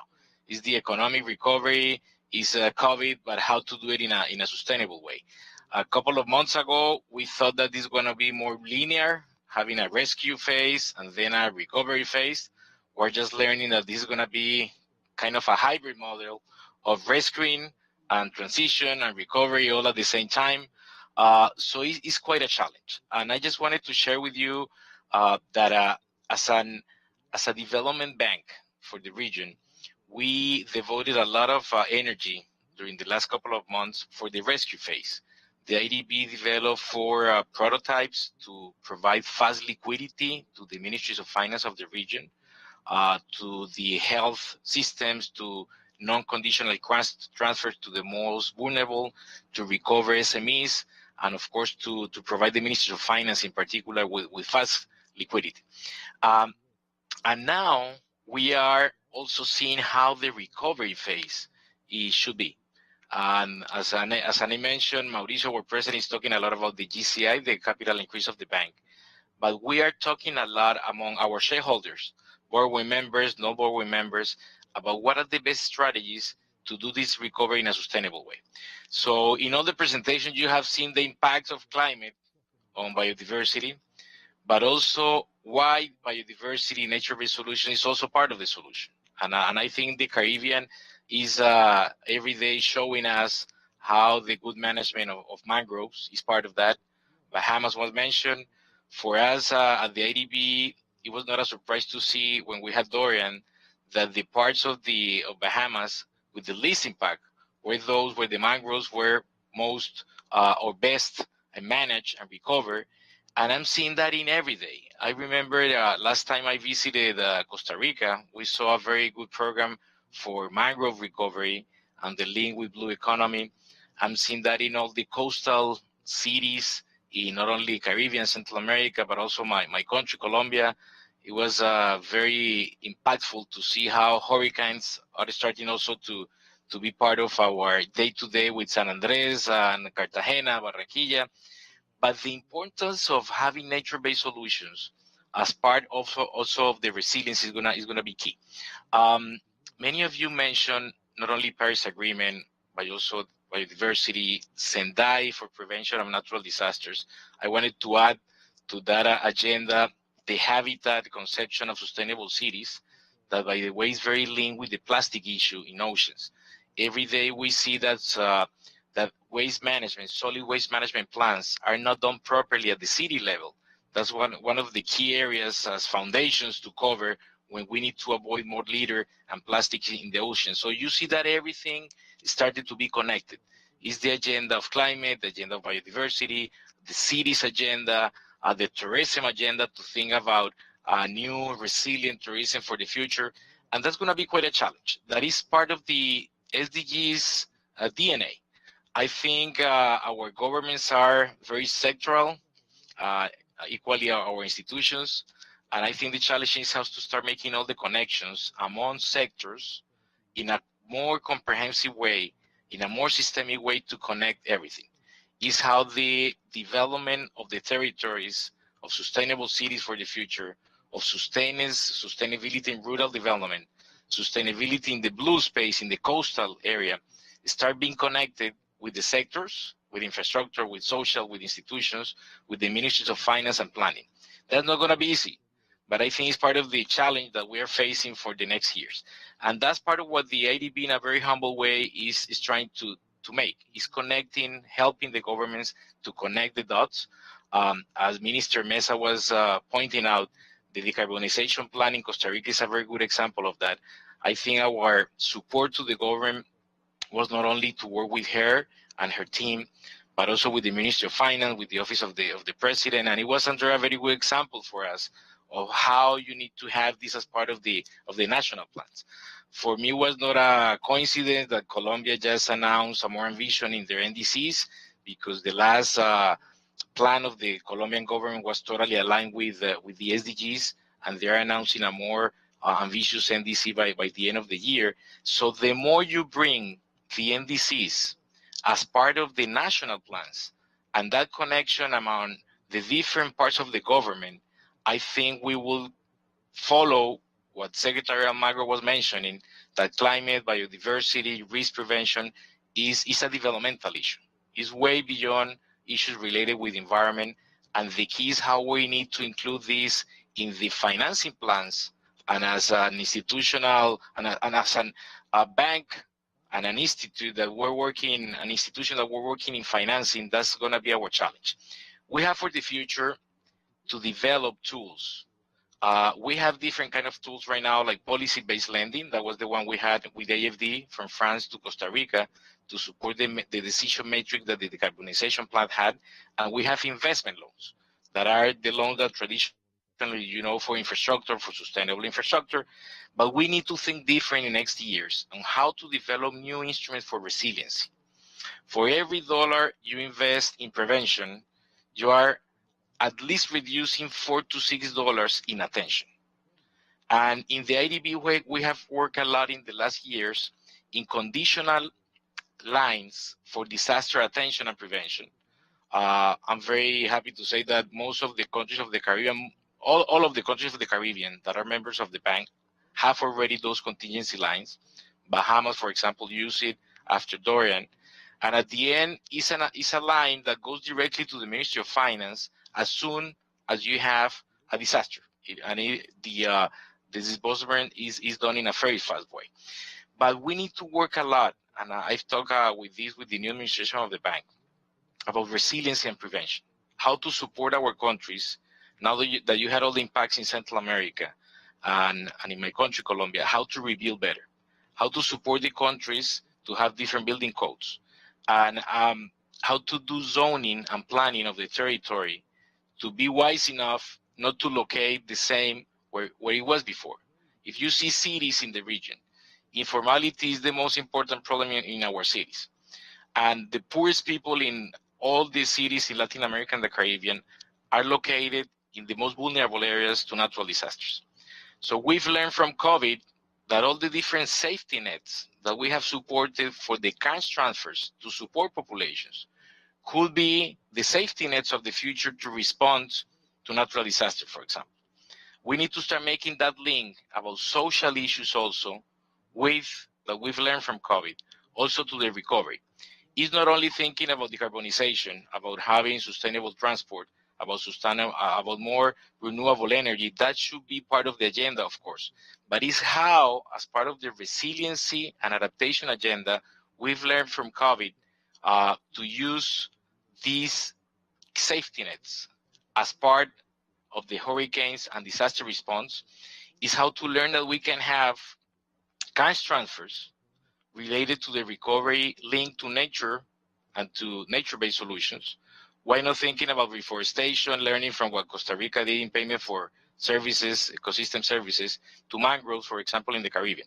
Thinking about cash transfer that we can use to not only create employment, but also to start linking the role of mangroves to the sustainability in the future for sustainable tourism. That's the kind of issues that I think we need to start thinking for the recovery. Is just beyond the better planning, the inclusion of more renewable, more sustainable transportation, sustainable housing, on the adaptation and resiliency. I think that needs to be part of the future. Digitalization is playing a very important role of that. It had a role before COVID about productivity, about being more competitive. I think now digitalization has shown should be an instrument of equality. Many things that we're talking about, distance learning, etc., has shown how bad we were in the region in terms of preconditions before COVID.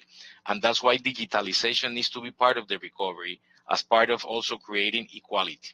So the idea that we have for the next years, beyond the climate financing that the IDB group has of 30% of financing for our lending, is also making this link with nature-based solutions. And a key role in this agenda will be played by the Natural Capital and Biodiversity Lab. Is a new lab that we have developed with the support of the government of France. That was one of the main results of the One Planet Summit, Ambassador. So I'm very happy to say that is something that is already working, that is trying to think differently. I don't know if you read the New York Times article this weekend about how Quintana Roo is already having insurance for reefs in Mexico. That's the kind of issues that we're starting to try with the Natural Capital Lab and more fun. But you need to first provide a value for the ecosystems, provide a value for the ecosystem services that a reef, for example, provides. That's part, by the way, the work that we're starting to do with Minister Mesa in Costa Rica, also with RARE. If you quantify first the ecosystem services of blue, of nature-based solutions, then it's easier to start thinking about how to insure and reinsure, not only for states and subnationals, but also for private sector, the ecosystem value of nature-based solutions. So to finalize and summarize, we have a big challenge behind us, and it's start putting many dots together. But I think if we have the support from different institutions together, this is way beyond the MDBs, is how to work together the national levels, subnational levels, as Andrea mentioned, with private sector, with civil society, to really have national development plans in which you show this connection about biodiversity, climate, resiliency. I think this is going to be part of a better recovery. But we need to create that together as a society. This is not going to be just the agenda of one ministry or one sector. It's to be a collective, I would say, better idea, having social pacts for better development into the future. Thank you. Thank you very much, Dr. Bonilla. And I want to thank you again for really just bringing again the synergies, because if we talk about sustainable development, it has to be across every sector. And the fact that you talked about natural-based solutions as well, we have to start thinking outside of the box, looking at best practices as well. And I really thank you for the knowledge you've brought to this panel. And that takes us to the end of the presentations. I want to say that we do have some questions in already. If you have not gotten your questions in, please do so. And if I can have our panelists back on, I think we have quite a few on pollution, and we have one on hurricanes. So perhaps I'll field this one to Dr. Kurtman first. Hurricanes. According to the METO, M-E-T-O, METO, France, yes, METO, am I saying that right? Yes, 71% of hurricanes are recorded in the northern hemisphere and only 29% in the southern hemisphere. Why such a difference? And is there a similar trend in both hemispheres in terms of frequency or intensity of the hurricanes? The biggest difference between the hemispheres, we think, is because of the land-sea contrast between the northern hemisphere and the southern hemisphere. So if you look at the Pacific, where there isn't, where there's two, both basins are big in both the northern and southern hemisphere, there's a similar number of total hurricanes. But in the Atlantic, that's where the big difference comes in. And so we believe that's due to basin geometry. But the details of that are open questions. The second question was, I missed the second one.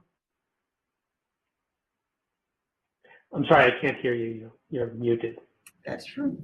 Is there a similar trend in both hemispheres in terms of frequency or intensity of these hurricanes?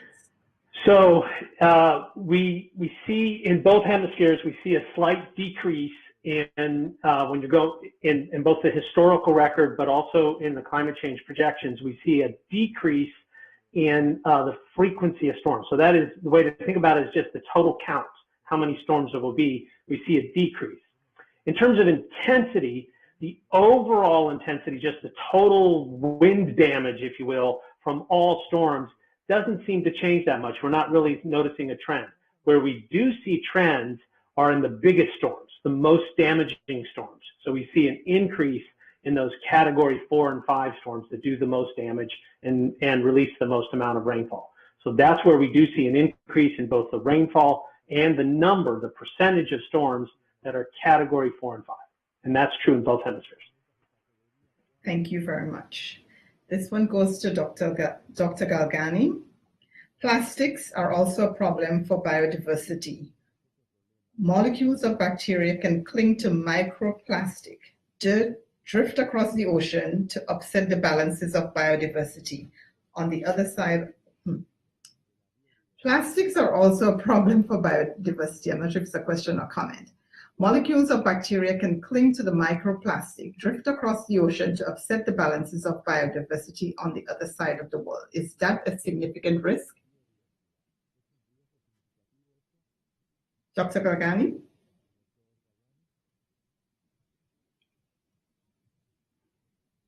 I think we lost Dr. Galgani. Oh, no, I'm here. Okay. He's here. No, I'm here. Thank you for the question. Yes, I mean, in fact, we have both impacts. Some are helpful, I would say, and some maybe not. I mean, transfer of pathogen, for instance, dispersion of pathogen in different places could be a problem, you see, and plastic may support this kind of dispersion of pathogen, microorganisms, and so on. We have good evidence of the fixation of different types of microorganisms. I mean, yeast, for instance, bacteria, unicellular toxic dinoflagellates, and so on. So in that sense, I mean, it may impact biodiversity and have some also human health impact and so on.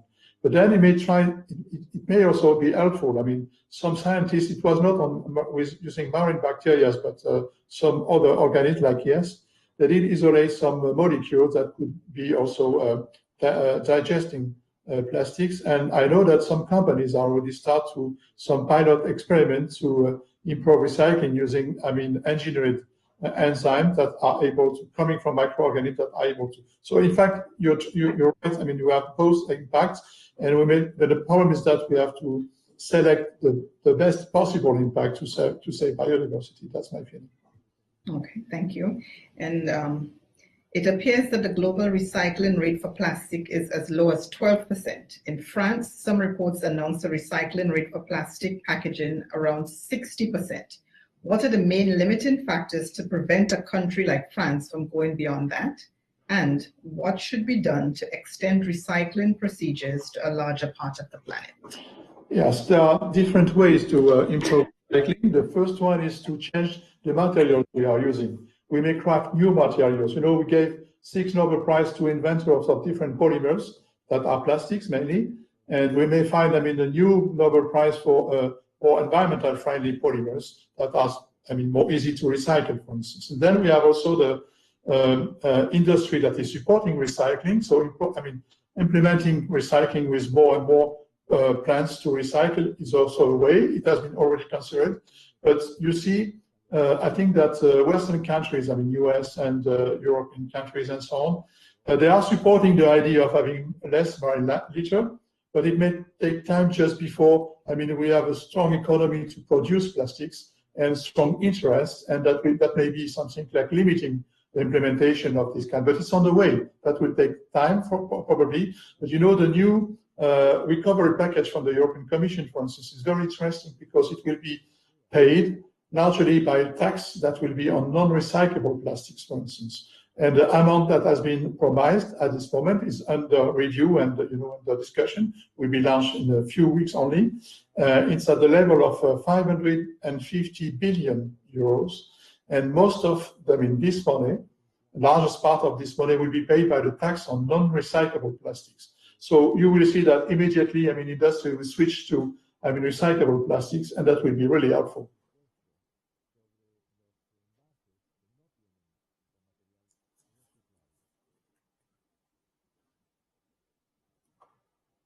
I'm sorry. Sorry, you touched on it a little, but I want to give the benefit to the person who asked the question, so I will still ask it. There are more and more incentives in France and the US to reduce the use of plastic bags in shops by encouraging reusable bags. Do these incentives have a real effect when, or on the other hand, the number of packaging layers of products sold does not decrease? Wouldn't initiatives taken in the direction by manufacturers be more effective? Well, I mean, in France we do have a ban on single-use plastics, but what must be said is that it's a national ban, and so it means that the management is at a national level rather than. And if you compare with US, for instance, you may have a lot of initiatives coming from states, from cities, and so it's more a regional, I mean, federal, not at federal level, but more state level, or cities and so on. But at the end, it's something like very efficient also. So it's the solutions have been taken that may, where we can see some differences. But I mean, it's important to understand that we have already bans that will limit the use of plastics, and that is the only way to. Thank you. And I think this next question is for you again. Plastic pollution seemed to be the key topic. Two publications from the National Geographic magazine published in 2019 claimed before correction that 8 rivers in Asia and 2 rivers in Africa discharged about 90% of the plastics that end up in the ocean, citing a 2017 German study. The National Geographic, okay, so there's a second part. So you can deal with that one first then. Yeah, okay. So, I mean, true that, I mean, we do have a lot of papers coming now about the inputs from river inputs. And but when you travel and you sample yourself, you will see that we may find some differences between what has been published in terms of modeling and, trying to calculate the global input from rivers and so on, and what is happening. So I visited myself an institute in China, and in fact, the levels coming from microplastics coming from the Yangtze River, for instance, was not as was expected. So, I mean, the realities may be different, but it's true that large rivers are bringing a lot of plastics to the sea, and it's also probably the place for some solutions. I mean, limiting input directly to the sea. We may, I mean, launch barriers, for instance, to take and recycle this type of plastic. It has been done already. It's probably more efficient than going at sea very far, this kind of plastic patches we find in the oceans, and try to collect from there. Thank you very much. We'll take another one. This one is not on pollution. This one is on hurricanes. The emerging field of extreme event arbitration, which studies the relation between global climate change and local extreme events, can be a very powerful tool for evidence-based policy making on the local level. What would you say is the most actionable output such research can produce for policymakers? And 2, how reliable can these studies be interpreted from an economic point of view? It's a great question. I do think these studies are important. A very detailed, we can do very detailed analysis of what happens to particular storms in a changing climate, what the impact is at the local level as the storm comes on shore. We can think about how that might affect the built environment. Those kinds of studies, I think, are extremely compelling, especially when you include a cost-loss kind of model, the notion of the cost of inaction versus the cost of action and what the losses would be associated with both of those things. So I do think we can provide the underpinning of important sustainability and resilience decisions, but the boots on the ground that have to make those sustainability and resilience decisions need to be part of the science process, the physical science process, the designing of those experiments to make sure we answer the questions that they need the answers to. And that's one thing we're not doing, is we're not integrating the decision makers into the science sufficiently. Thank you. The next question. As we are soon going to enter the new phase of the pandemic, the one of vaccinations, countries are going to face a lot of waste associated with large-scale vaccination process. Is it going to be especially difficult for small islands that don't always count on good waste management systems? Can the IDB support them in financing projects that will improve these systems? That is for Dr. Bonilla.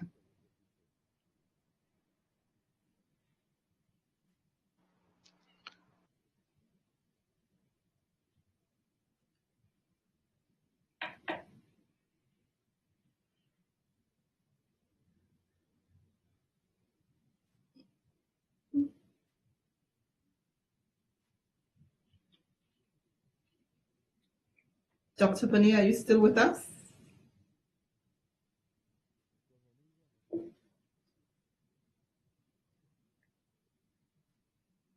While we get Dr. Bonilla, and I would repeat the question when he comes back online. Are you listening? Oh, there he is, yes. Okay.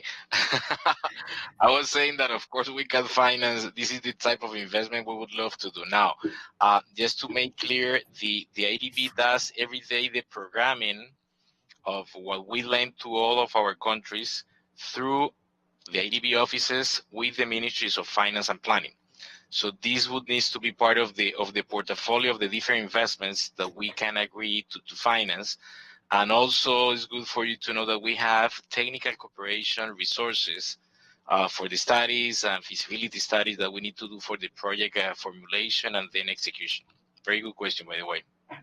Thank you. And this is from the Holy See. Greetings from the Holy See, permanent observer, to all the distinguished speakers today, and special thanks to Ambassador de la Blanche, the Scientific Department of the France Embassy, and the Executive Secretariat for Integral Development of the OAS for organizing this important event.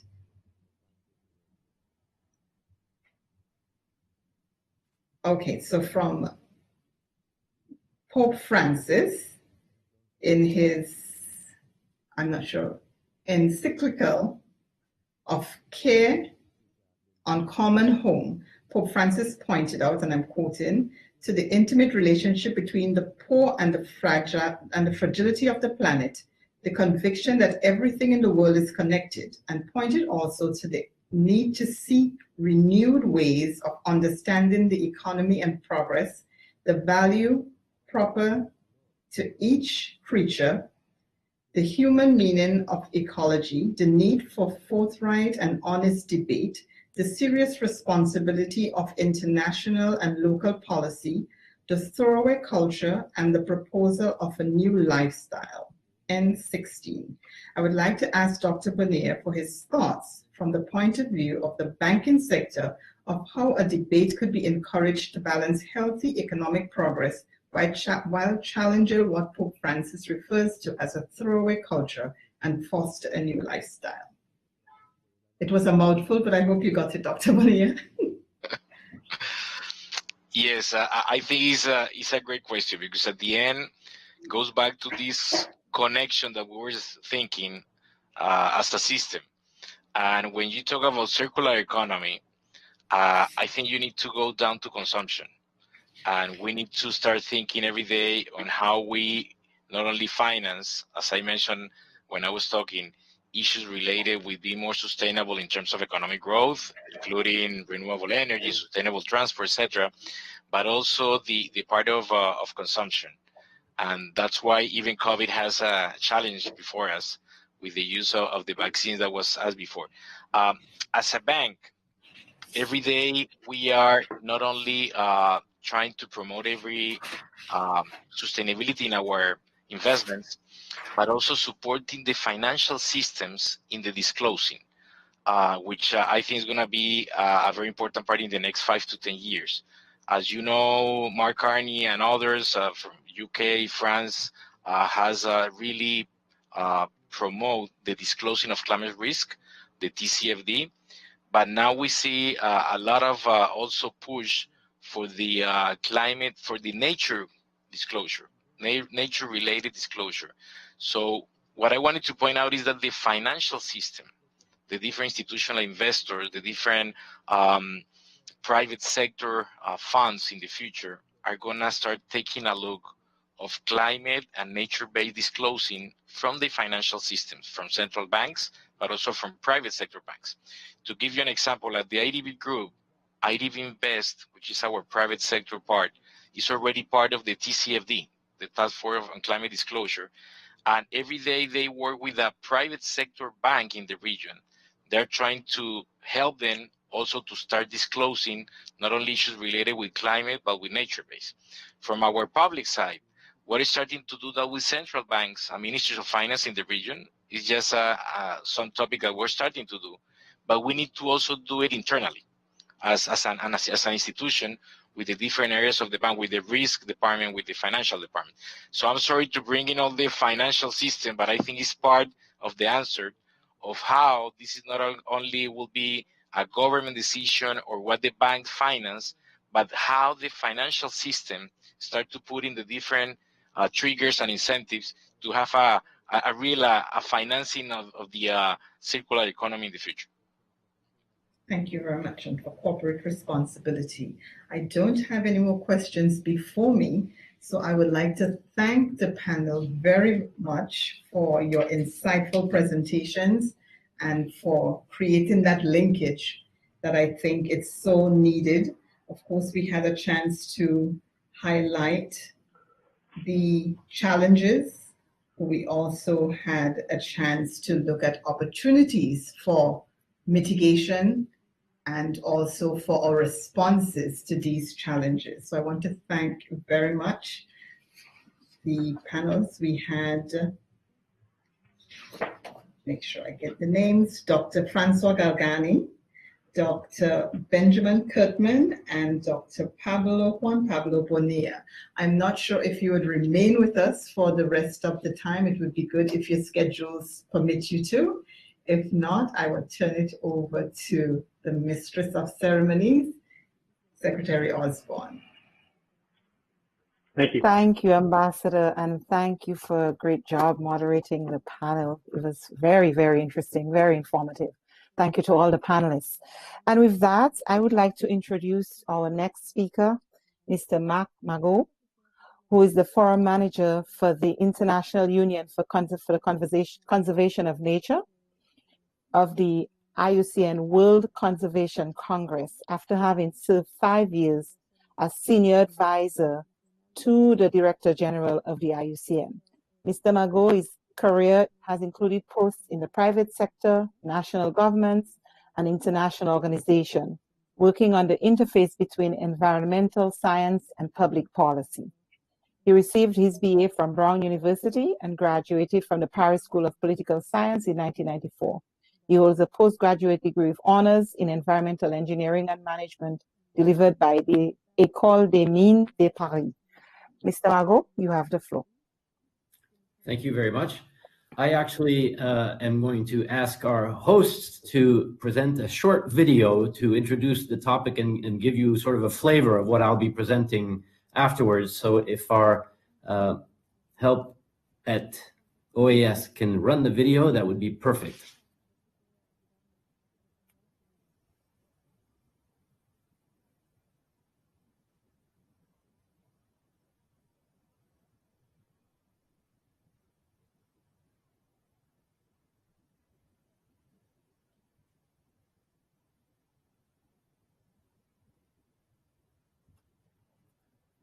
I believe Mauricio is online, and I think he is going to launch the video.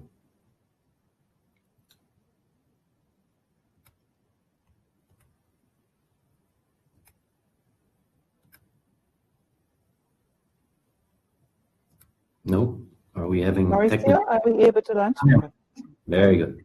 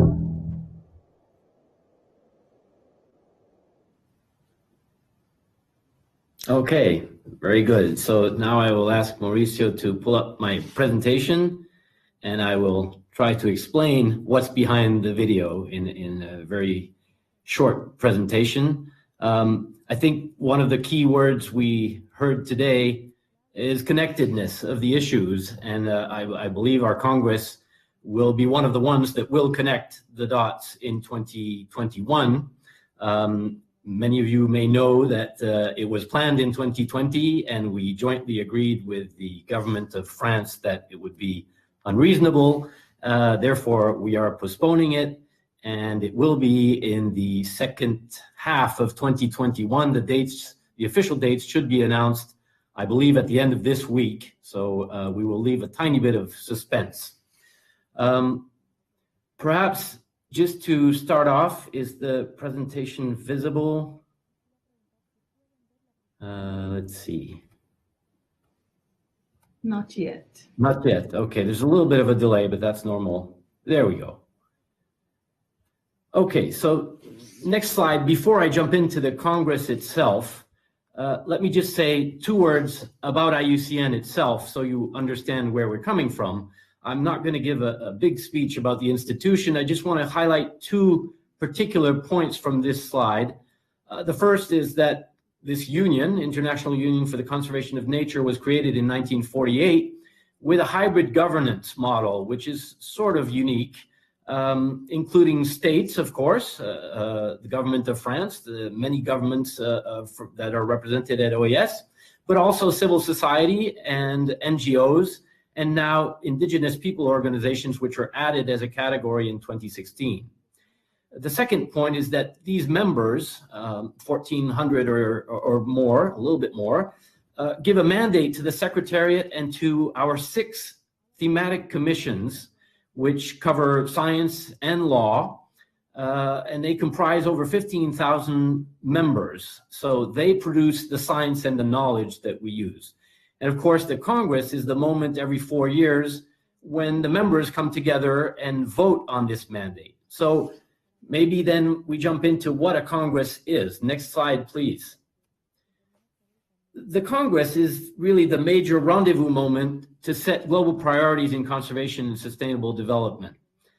It's the place where our members that I just referred to vote on major issues to guide conservation action and to provide knowledge on humanity's relationship with our planet for the decades ahead.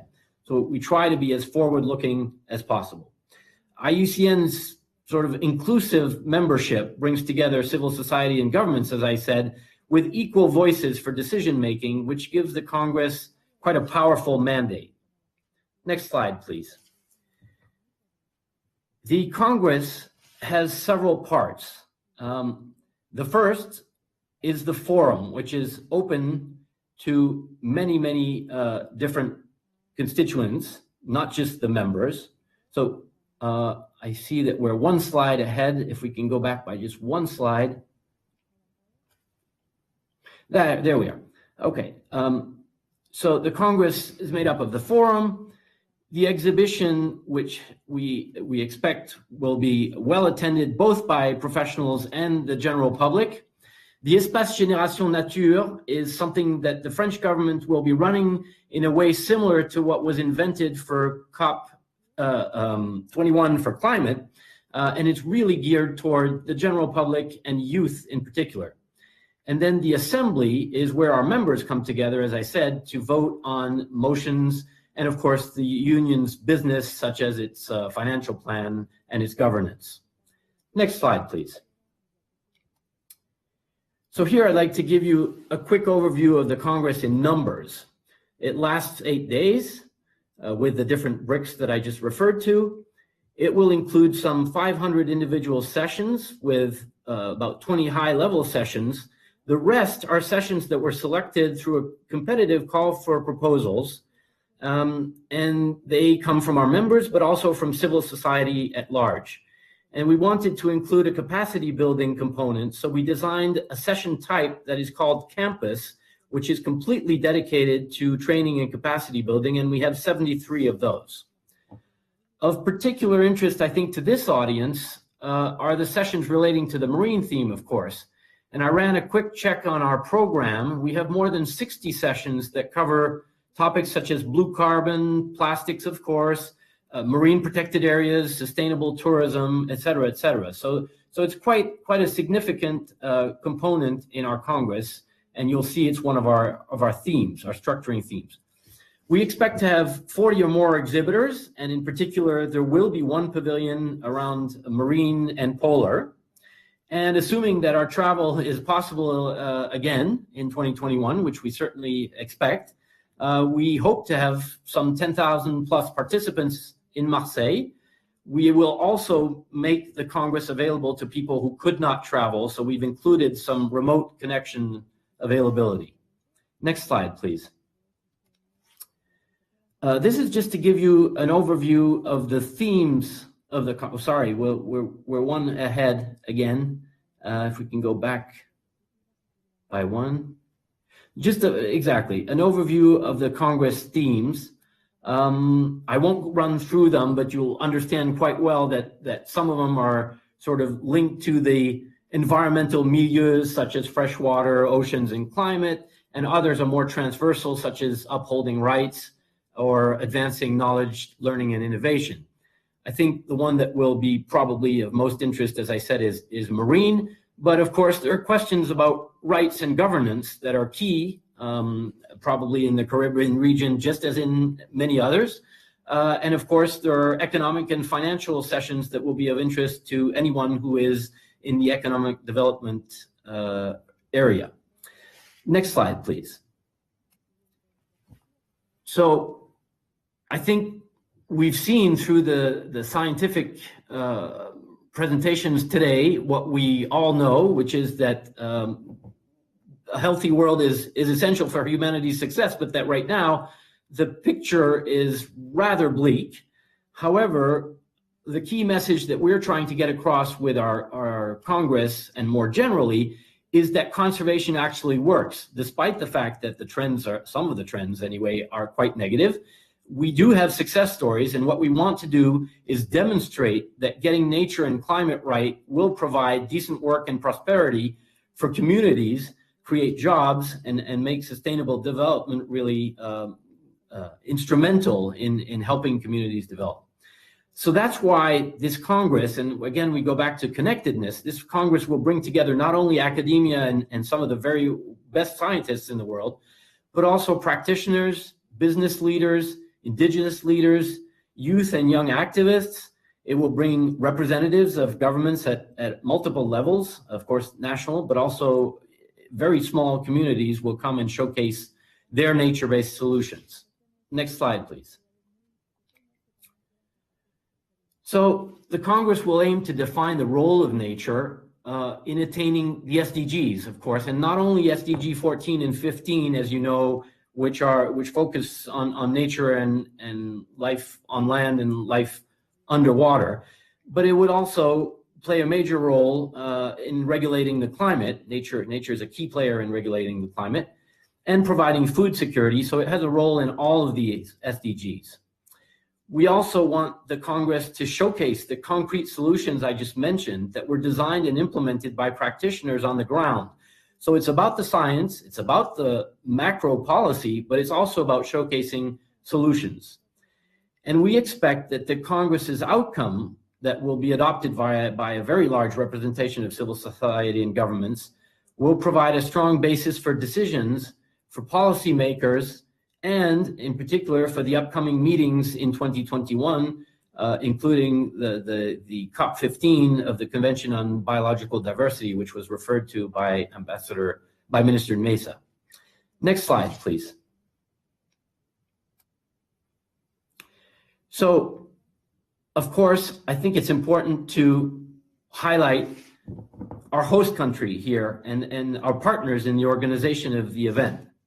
Next slide, please. I think we need to recognize the key role that the French government has played and is playing, and I would like to thank them here through Ambassador de la Blache for being a driving force to put these topics front and center. By hosting the IUCN Congress, France intends to mobilize global action for protecting and enhancing biodiversity, and it sees our Congress as a decisive step towards achieving an ambitious global compact. International results really depend on national action, and hosting the Congress is fully in line with France's National Plan for Biodiversity, which it adopted in 2018 to implement its goals and generate momentum.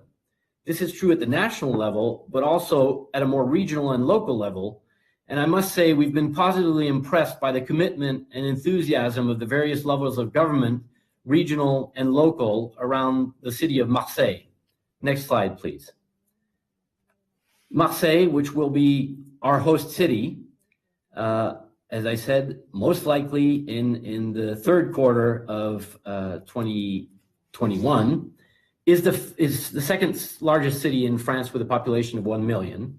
It's the oldest city with 2,600 years of history. It's France's biggest port and second largest in the Mediterranean. And importantly, it is also European capital of culture. It was in 2013. Fans of football will no doubt recognize the mythical football stadium, the Stade Vélodrome, standing in both pictures that you see ahead of you, and that is right next to our Congress venue. So on behalf of our Director General, Dr. Bruno Oberle, I'm very happy to extend an invitation to everyone. We do hope to see you in Marseille. The date's to be announced within the next few weeks, so stay tuned. And next slide, I would just like to give you a few of the contact details you may need if you wish to inquire further. Of course, I'm available for questions now or later. You can find my email through the French representatives to OAS. Thank you very much. Thank you so much, Mr. Magot. And I'm not sure whether there are any questions or comments in the message box. I don't see any requests, but the invitation remains. I hope all member states will take you up on that invitation. And I think that brings us now to the end of what I should say is a very productive discussion. We heard of the challenges, the opportunities, the threats that our regions face. And I think more importantly, we heard of the call to action. And I think we have the blueprint for climate action. As SG Almagro said, dialogue alone is not enough. I think we have to act, and we have to act with urgency. We need to act now. As a resident or as a citizen of the Caribbean, particularly as a citizen of Dominica, I know only too well the effects of climate change on our region. We suffered greatly, and I hope that we will not have a repeat of such devastating storms, but unfortunately, this is where we are. I hope that we can harness the power of partnerships across all sectors. We had all sectors represented here today, and I think together we can act, and we can act with urgency. My thanks again to Ambassador de la Blache of France for ensuring and urging action on this important issue. Ambassador, thank you for the partnership. We greatly appreciate the support and the work that France is doing together with us. Thank you, Ambassador Smith, for joining us this morning, and thanks again to each of the panelists for being a part of this discussion. Mr. Galgani, Mr. Kurtman, and Juan Pablo Bonilla of the IDB, and of course, Mr. Magot for the final remarks. And Ambassador, over to you.